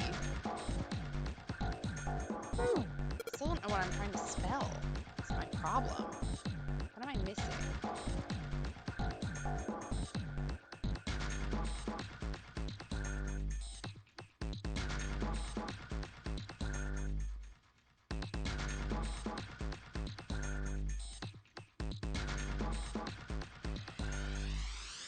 Assisting. Metal shutter looks pretty sturdy. It's framed with black and yellow warning stripes. All right, let's open it. Oh, hey! I found Alice. Oh, holy shit. That is pretty damn creepy. There's a coffin in there. A coffin. A coffin. Oh, man. Does Seven think... Yeah, he's all pale. He's thinking the same thing I am. No way. Could this be... I'm sorry, but what's going on? It's a coffin. I wonder if there's a vampire in it. Right, I guess Clover and Snake don't know the story. Man, I can't bring myself to tell them. Well, at any rate, let's have a look around. Can I open the coffin? There's a metal plaque on the coffin. Snake's touching it. All ice. Ah, the 2 machines. Holy shit. Man, this is serious. Ah, well, let's open it, shall we? Clover, if you could give me a hand. Okay, I got it. Ready? 3, 2, 1. Ha! No luck. It doesn't seem seem to be ready to open. Yeah, but it's not like it's screwed shut or something. Yes, I believe it's locked in some other way. Hey, Seven, you think you could open it up with your superhuman strength? No, What's wrong? I think I'll just pass on this one, okay? What the heck? Very well, we'll just have to give up on the coffin for now. Let's look around the room a little more, shall we? Alice sleeps in a small chamber past the Forest of Knowledge, beneath the navel of the Gigantic. Is that actually true? Alright. Well, I have an idea. Maybe ice. Have you figured out what you're supposed to enter here, Junpei? No! Looks like the word that's supposed to go here has 3 letters. It's got 3 lines, and I think each line is 1 letter. I see. Well, if that is the case, then perhaps the letters you need are made up of 2 symbols, 4 symbols, and 1 symbol, respectively. After all, isn't that what you just said? One line has 2 spaces, the next 4, and the last only a single space. I see. So in other words, I've got to enter either the dots or the dashes, in a set of 2, then a set of 4, and then just 1. Yes, well, so it would seem. Alright. Let's try entering in ice.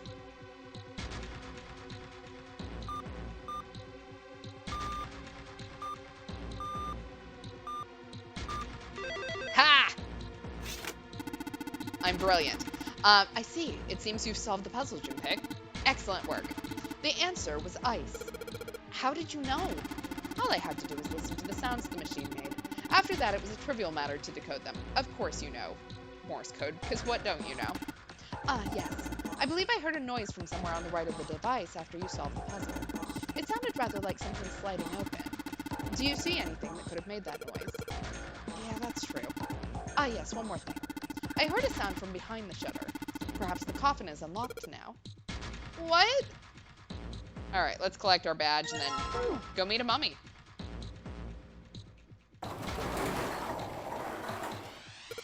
Alright, fine, I'll open it. Okay, Junpei, you can do this. It's just a box. It's just a box. Oh, holy shit, this is a coffin. There is gonna be something horrible in there. I just know it. Okay, deep breaths. Here we go.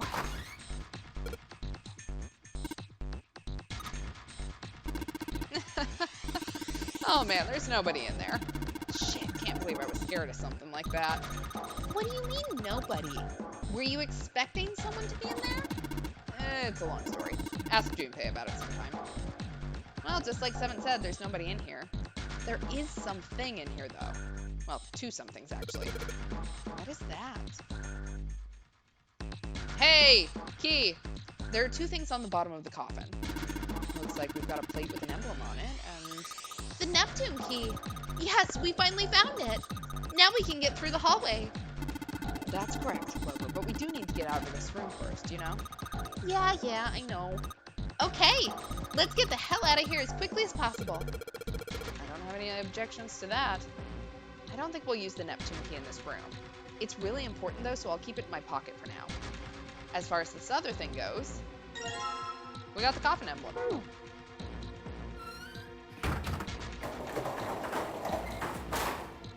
Alright, so now we go back to these monitors. And, okay, so let's just drop the emblem of the steering wheel in here. Hey, there we go. Whoa! Well, now we've got something on the monitors, at least. What's that? Looks like some kind of puzzle? I wonder if these are the rules. Here, I'll read them to you. When you touch a numbered area, that area will be selected, and it will turn blue to indicate this. Touching a numbered ball after selecting an area will cause that ball to be moved to that area. However, you cannot move the red balls. You can only move 3 to 5 balls into a single area. Press the check button once you've moved all of the balls except for the red ones, which you cannot move. The digital root of the balls of an area must match the number for that area. That's it. I still don't really get it. Whatever, like they said, practice makes prefects. Let's give it a shot. What do you mean practice makes perfect? Hey, let's see you solve the next one. Then you can make fun of me. This is a math one. We're not going to do very well. Okay, so I can't use 9. And I have to make 6 and 3. The digital root of the balls. Okay, so what did we have? So who did we have when we did the number 3 door? It was Santa, us, June 7, I think. Let's see if this makes. Okay, so 10, 15, digital root of 6. Whew. Okay, this is it, right? But nothing's happening. There are still 3 more indentations left empty. I imagine something will happen when they are all filled. Doesn't that seem likely? All right. So next was the cross emblem. Okay, let's put in the emblem of the cross. Hey Junpei, something just showed up on the screen. This puzzle sure looks a lot like the last one. Yeah, but there's more of those red balls you can't move. The numbers for each area are different too. Looks like it's got the same rules as the last one, though. Sure you don't want to double check that? No, I'll be fine. If I get confused, I could just look at the screen over there, right?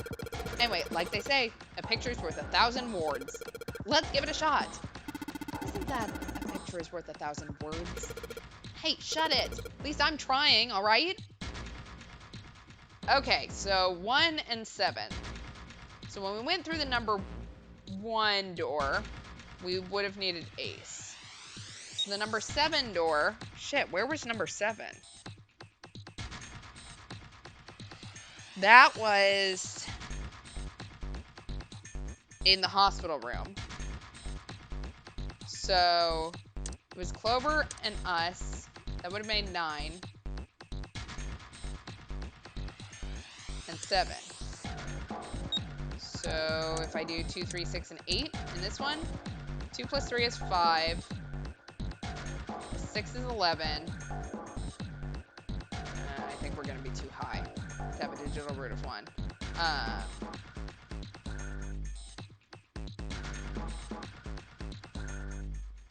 11 plus 8 is 19. Oh, maybe that is.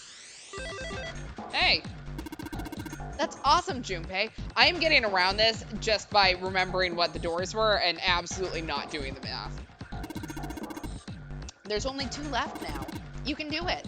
All right. I don't remember what she said was...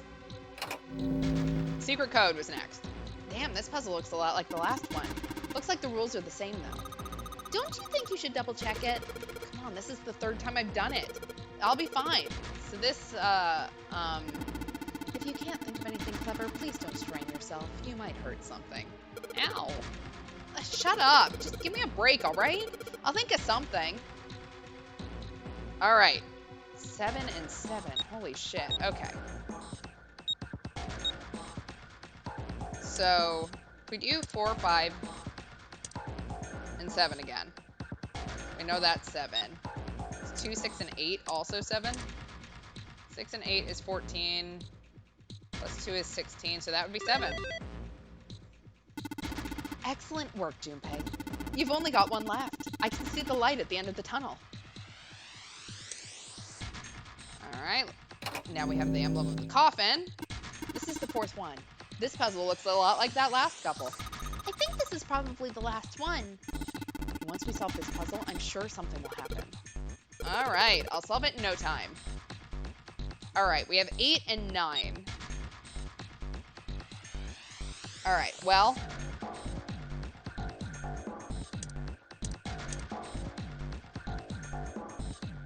I don't have enough...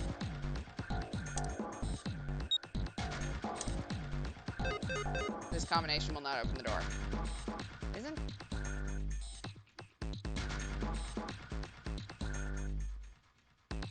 I don't have a combination that will open the door. I can't use that number.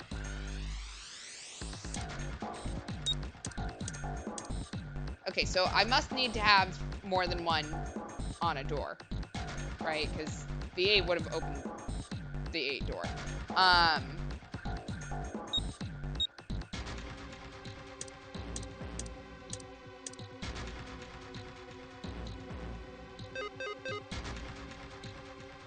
Actually, wait a second. That would open the 8 door. If, yeah, I hit the wrong button. Ah! Brute force and it worked. Huh? Where did that noise come from? Underneath the keyboard. Way to go, Junpei. You answered all the questions. Damn, Junpei, good job. Hey, did you hear something just now? Yes, I heard that as well. From the bottom left corner of the desk, I believe. Okay. Looks like a drawer. Oh, hey! Family picture. What the? These bitches. What the hell is this? This man with a mustache on the right. Oh, yeah, we haven't quite figured out the ace thing. I completely spaced that. He's the same guy we found murdered in the captain's Oh, quarters. yeah! Oh, shit! He had the zero bracelet on his left arm.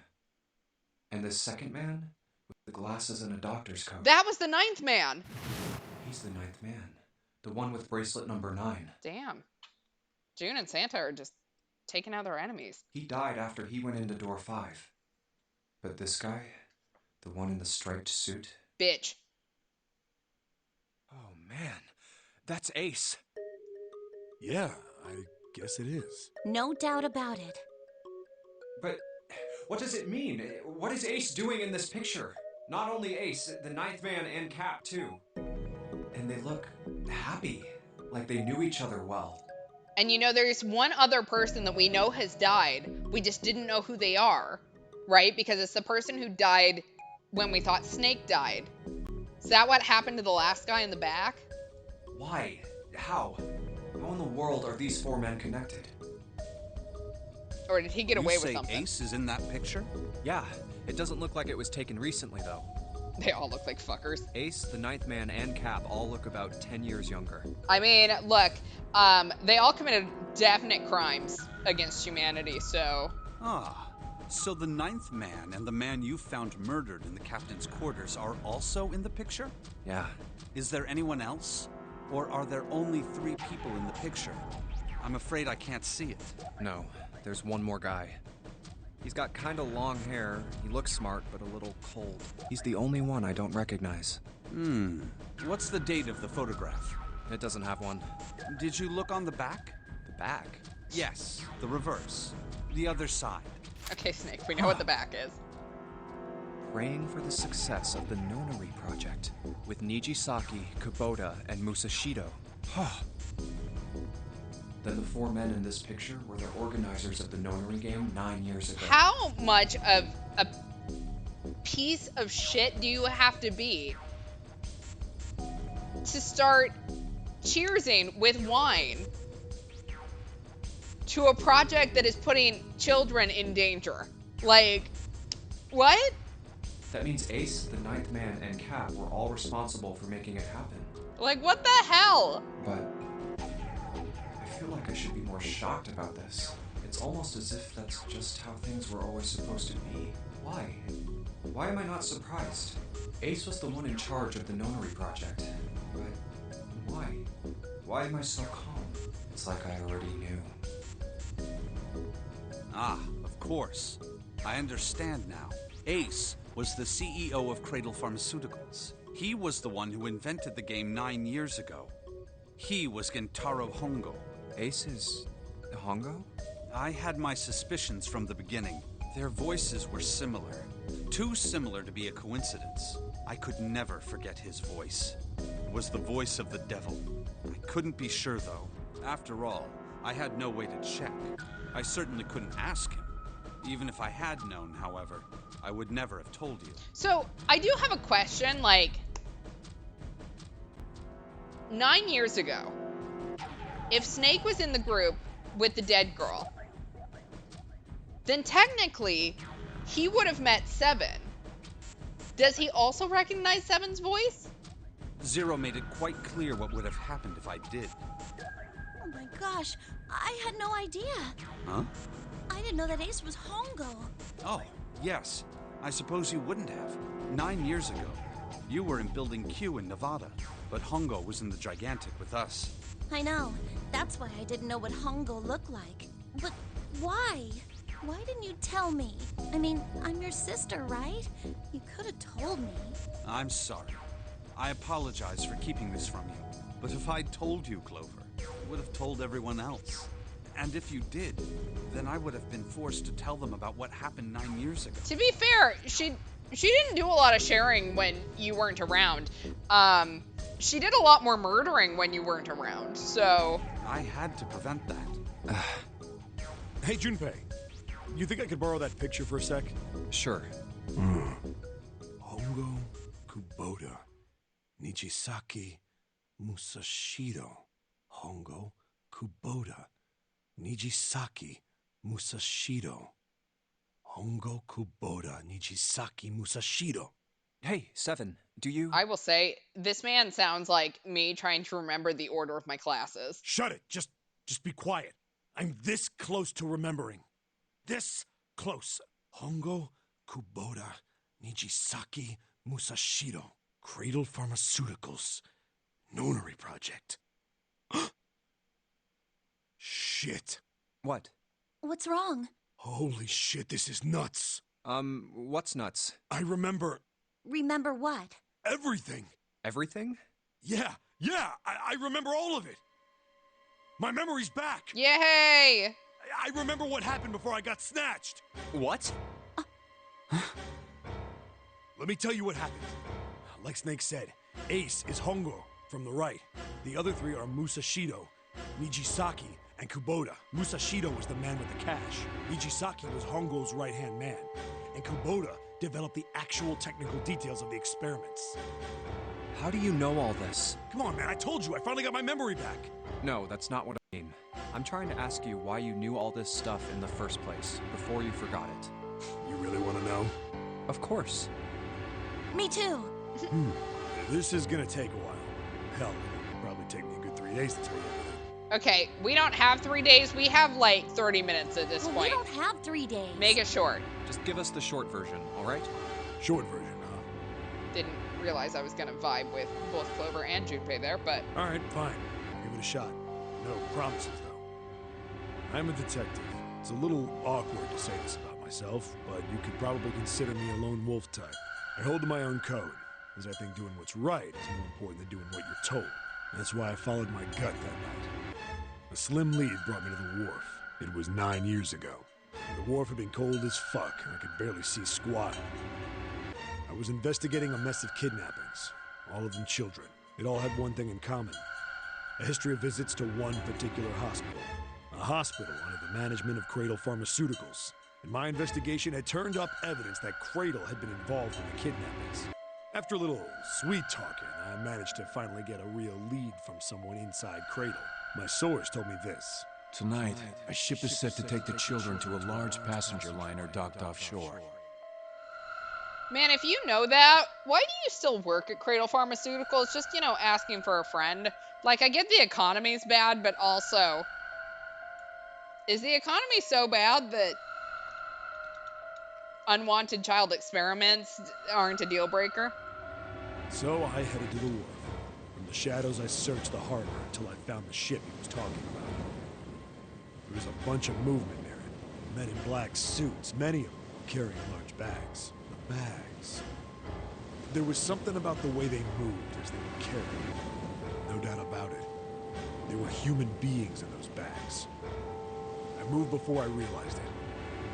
I love how we have one bag with two people carrying it, one bag that is just being carried under someone's arm, and then this guy on the left, who is apparently Superman, carrying two children in two arms.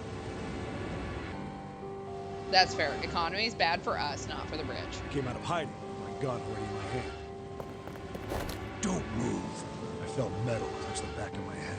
Drop the gun. I could kill you right now. It'd be easy to get away with it, too. Just tie an anchor to your feet, and no one will find you for a week. That's what you want. The fish here would love a meal. He kept digging the cold metal thing into my skull. There was nothing I could do. I did what he said and laid my gun on the ground. Then suddenly, there was a sharp pain in my neck. A needle. A drug? That was my last thought. My face hit cold concrete. I was out like a light after that. I woke up on a hard floor. Damn it. Shit, my head hurts. I did a quick once-over of the room. He still just reminds me of like some 70s buddy cop protagonist. Like, that outfit is both atrocious and hilarious. Where am I? I love A it. small, shabby bed, a dirty sink, a toilet with no privacy. I'd seen it countless times as a cop. I'm in a cell, huh? Facing the toilet was a door set into the wall. I was still pretty woozy, but I made my way over to it. I pushed and pulled on it, but...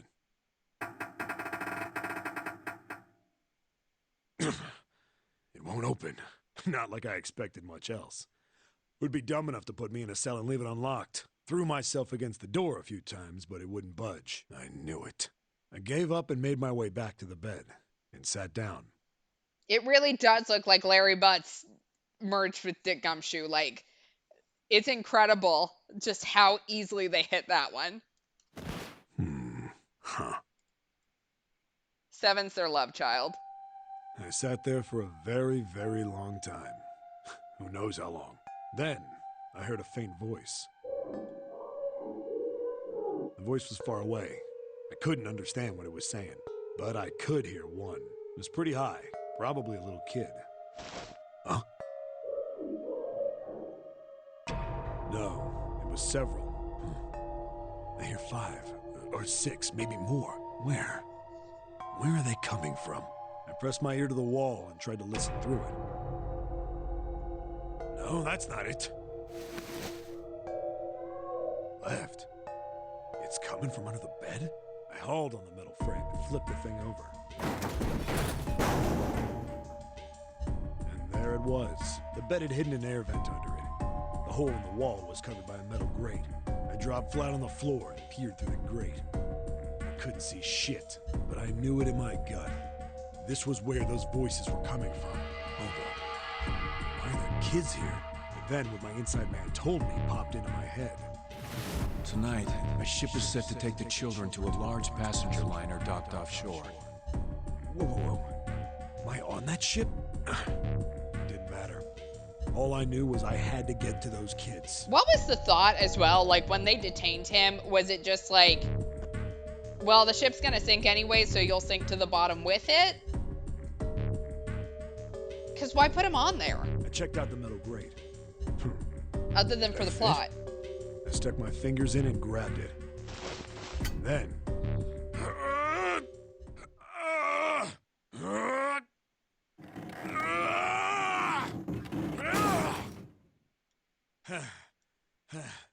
Yeah!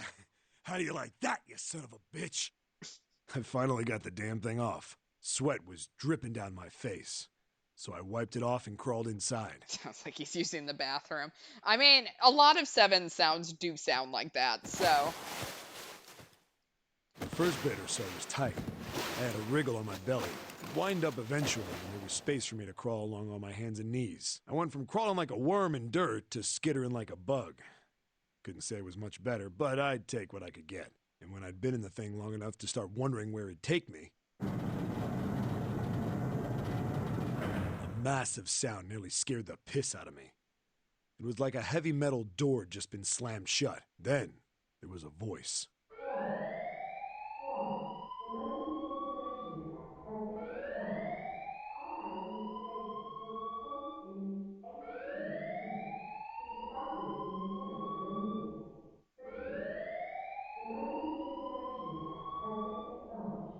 What? I wasn't sure what it meant, but anything with incinerator is bad news. Then, almost as if that was a cue, I heard a mess of young-sounding voices. A bunch of them were straight up screaming in terror. And all the sounds together made a howl that made the hair on my neck stand straight up. Damn it! What the hell is going on here? I scrambled through the duct as fast as I could. I made a giant racket, but I didn't care at that point. I soon found a metal door on the left side of the duct. The kids were screaming on the other side. I found it. I yanked the handle and threw the door open. I almost ripped the metal off its hinges. What the hell is this place? I couldn't believe what I saw. The room had a dome up top, and there had to be about 9 walls, all the same size. Just as a question, why would you ever have a duct that went like that? Like, I mean, I guess if that room actually is a jail cell, like, the second that you turned on the incinerator, that room would fill up with smoke, I would assume. So, guess, latent torture device. Up in the ceiling is an upside-down funnel, almost like a chimney. I looked down. There they were. Hey, guys. The kids I've been searching for. They all gawked up at me, suddenly silent. For the moment, from surprise and fear. So, that girl, and I can't, like, point to her, but that girl down in the bottom, like, middle, that looks like it might be Akane, right? With the pink shirt, how we've seen young Akane. I kind of wonder, so, like, the one closest to us, I'm guessing, is Snake. The one on the right is likely Santa, and I'm wondering if the girl down in the bottom left is maybe Nona? And, like, that's all of the named characters I think we know from the original. Scared of the room or me, I couldn't tell. Probably both, actually. Not like I can blame them running into a mug like this when they're already scared shitless. I snorted at my own dig at myself and turned to the kids. Don't worry, kids, I'm not your enemy. I'm one of the good guys. All of them stood there, frozen. Well, except one. He was a boy, slightly older than the others, in a private school uniform. Yeah, that looks like Santa. Who the hell are you? He stepped forward and glared at me suspiciously. I'm a detective. I'm here to rescue you. It looked like they relaxed some the second I got the words out. How are you gonna help us? Where's the exit? There isn't one. The doors we came in through won't open, and the door over there... He kind of cut himself off. I think he was considering something before he changed his mind. Anyway, there's no point. We can't all get out of here. If we don't get out of here, we're gonna be burned to death. Burned to death? Can't you hear it? That voice said the incinerator's gonna start up soon. So...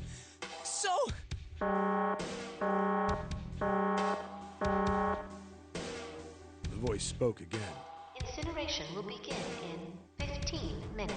They only had 15 minutes. I looked back down at the kids.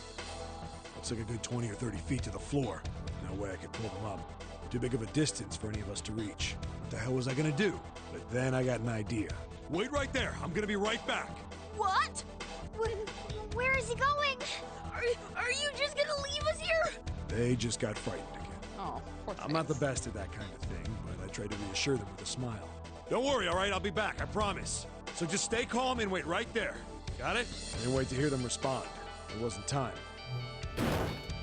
I had to hurry. Well, as fast as I could, I was hands and knees. Didn't take me long to get back to my cell. Still no way out of there, but I had a plan. I needed something from the room. When I got it, I dove back into the hole and took off towards the incinerator. Then... Sorry to keep you waiting, guys. I tipped out the doorway and dropped down the rope I brought with me.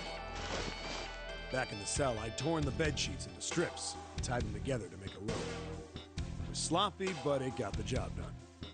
All right, just tie that around yourself, okay? I'll pull you up one at a time. Right. Can they not climb a rope? Huh. Wait a sec. Something was off. There were more of you before. Where'd the rest of you go?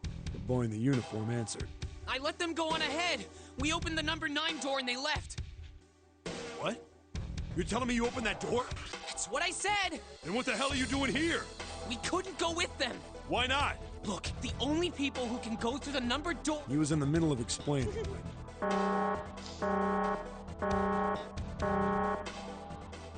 Incineration will begin in 5 minutes. The wall shook a bit and the voice bouncing around. Look, that can wait, all right? Just get us out of here! Right! I grabbed onto the rope. First one I pulled out was a girl with a ponytail. Next was a girl with a red necktie.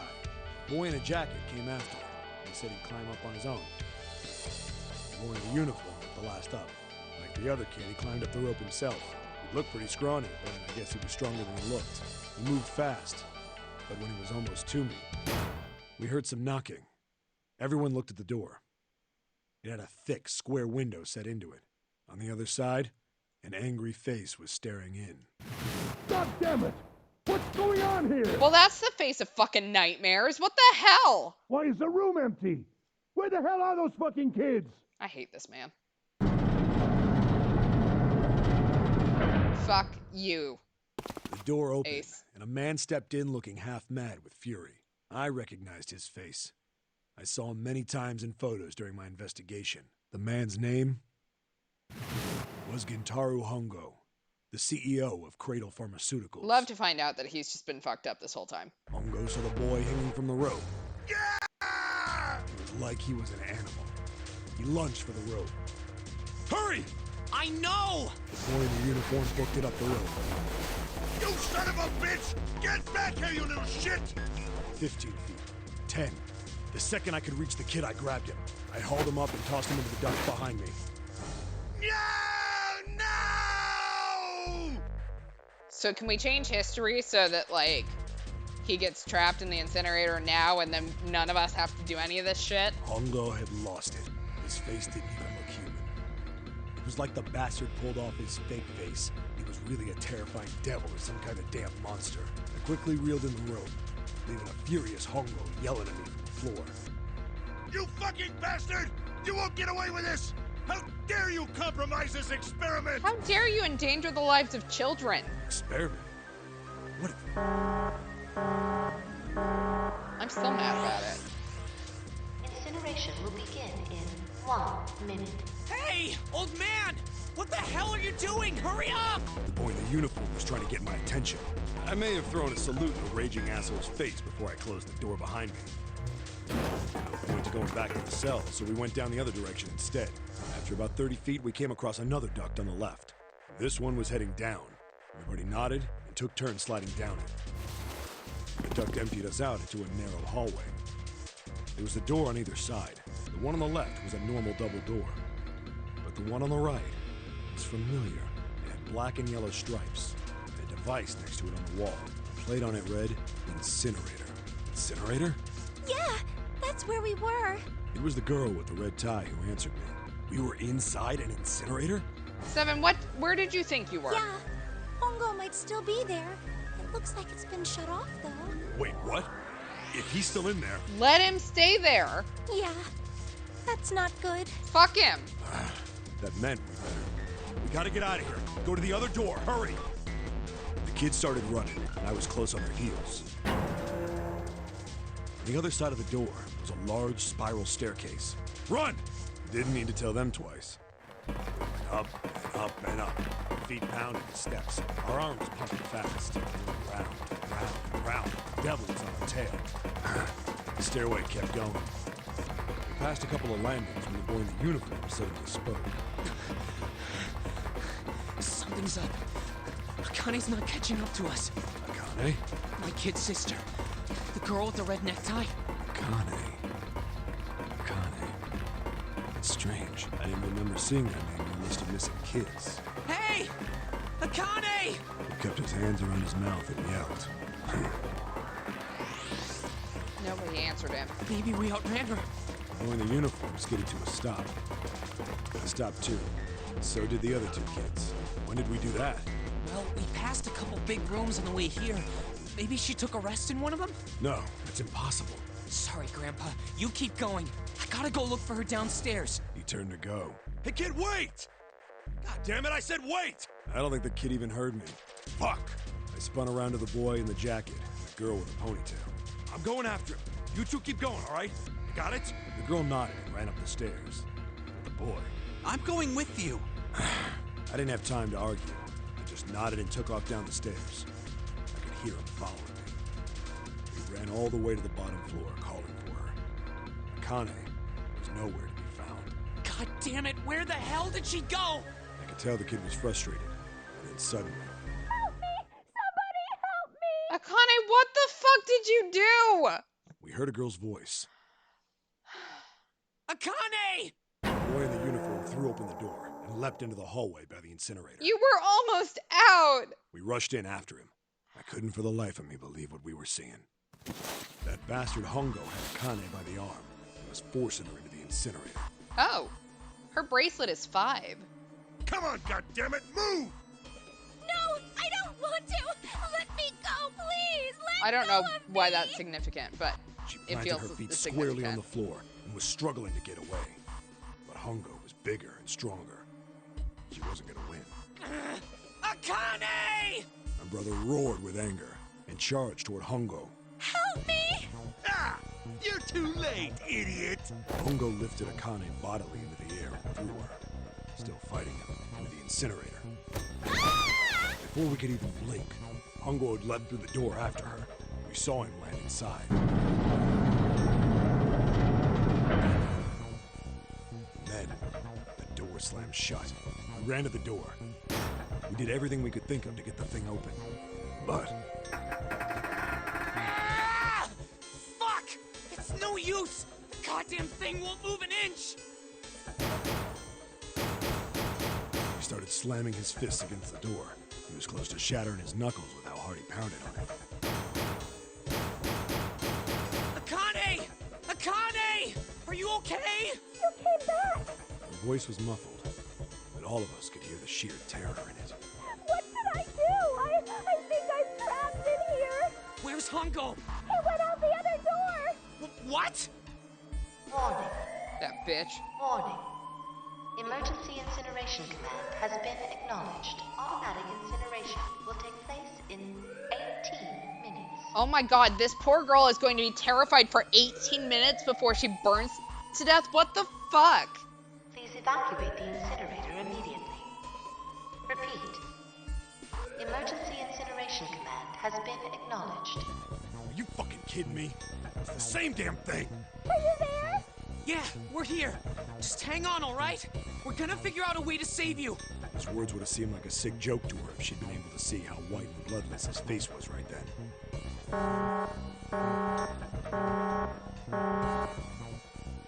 Incineration will begin in 17 minutes. Please! Please help me! I'm really scared! I don't want to die!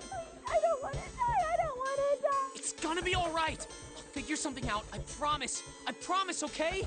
You hear me? I promise. It was torture listening to her sobbing on the other side of the door. Her brother was nearly crying himself. He could only stand there, fists clenched so tight his knuckles were white.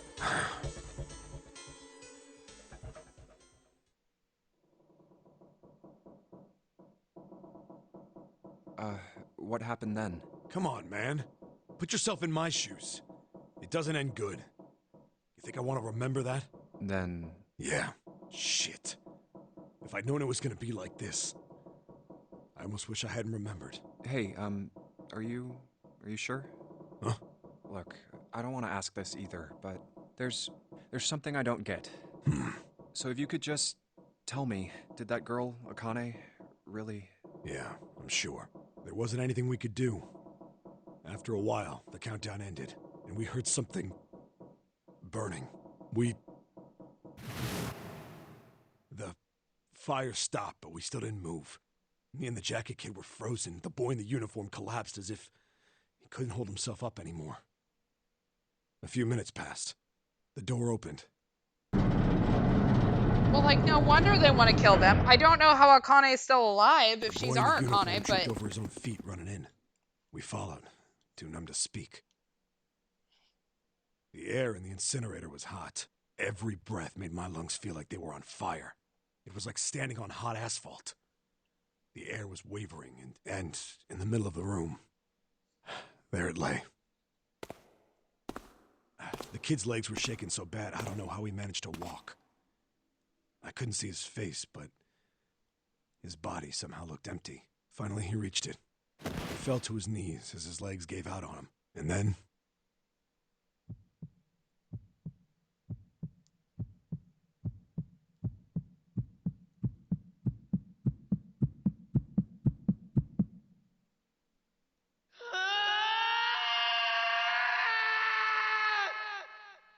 Poor kid.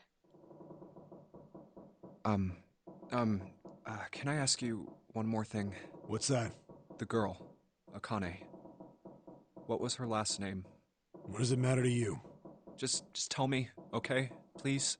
Kurashiki. Shit! Shit, that is our Akane. Her name was Akane Kurashiki. So what the fuck? You were there that day, weren't you? The tall kid in the jacket. That was you, wasn't it? Yes, it was. You are correct, Detective. Don't misunderstand me. I told you before how Zero threatened me. There was nothing I could do. I couldn't say anything about what happened 9 years ago. So you're saying you're not working for Zero, right? Of course not. Clover, what about you? Hey, come on! You really think I'm working with Zero? I told you before, you idiot! I was in Nevada, in Building Q. I did hear that a detective rescued the kids on the boat, but I didn't know it was you. Well, I guess I believe you. All right, let me ask you another question. Santa's real name is Aoi Kurashiki. He's Akane's brother. You know that? No, I didn't. Did you? Well, yes. I know Aoi Kurashiki was her brother, but I didn't know he was Santa. At least not from the beginning. 9 years ago, he was in the middle of puberty. His voice is entirely different now. Well, that's one excuse, I guess. Do we have an imposter? Yeah, that's the good question, right? Because the thing is that she looks so similar to our remembrance of Akane. So, yeah, that's fair. We know Uchikoshi's not above writing a story where characters' physical appearances are somehow swapped to misdirect us about their identities. But that would be a hard swap, I would think. Like, she looks pretty similar to how she looked as a kid. Also, she had memories about things like the rabbit hutch, which, I mean, I guess she could have told someone, but why? I'm ashamed to say that even my exceptional hearing wasn't able to make that connection. As such, I had no reason to think Santa was Aoi. When did you figure it out? Clover told me that Santa might have been one of the subjects of the initial experiment. It was only a short while ago, while we were leaving the library. When she told me that, I had a feeling. Santa is Aoi? Akane Kurashiki, June's brother? There's still a lot we don't know. I mean, like a lot. But there is one thing I think we can say we know. What's that? The body we found in the shower room. It had to be Nijisaki, dressed up to look like Snake. What? Come on, man, what kind of detective are you? You didn't figure that out already? We only have so many people in the story, man. Hey, go easy on me, man. I just got my memory back, all right? Cut me some slack. Well, if he is, the 3 murders make sense then, don't they? Yeah, that's right. Murder. Kubota blew himself up, but that was murder too. So why did these murders take place? If Junpei is correct, and the body in the shower room was Nijisaki's, that means all of the people who were murdered were involved with the creation of the Nonary Project. Kubota, the person who conducted the actual experiments.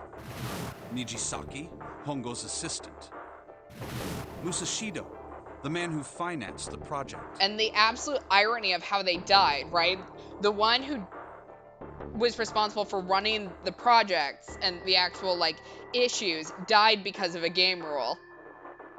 The assistant died because, well, he got mistaken by Ace. And then Musashido died as the captain, as the financier. You mean this was all just revenge? Santa is Zero. He's getting revenge for the death of his sister. You know what? And good for him. That's why he killed them. No, I don't think Santa actually murdered anyone. If I'm right, then it's not hard to figure out who the next victim's gonna be, is it? I'm pretty sure I don't have to tell you. Yes. Yep. Right. The next target will be Gentaro Hongo. Okay. The person who planned the Nonary Project. Do we have to avoid him dying? In other words, Ace. Huh, what? That doesn't seem good. What the hell's going on here? It must be 6 a.m. Our time is up. Okay, we need to go. Shit! Come on, we need to get out of here. How? Keycard.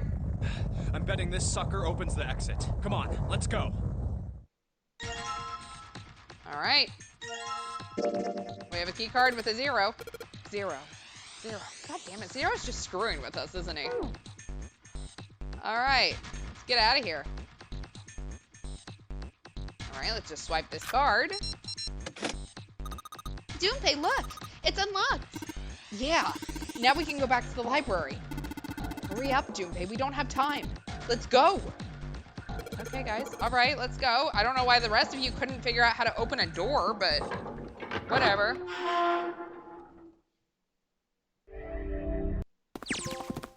Huh. I think the shaking stopped. And we're gonna end here. Because I think we found a lot of shit. And it's all been crazy. And we might end next time. Which could be fun, because we are at part 9 next time. Thanks so much for hanging out. Have a good night, all, and see you again soon. Next stream is Tuesday, 10 o'clock Eastern, 7 o'clock Pacific. So come join us for what is possibly the culmination of all this. Thanks so much, all. Bye.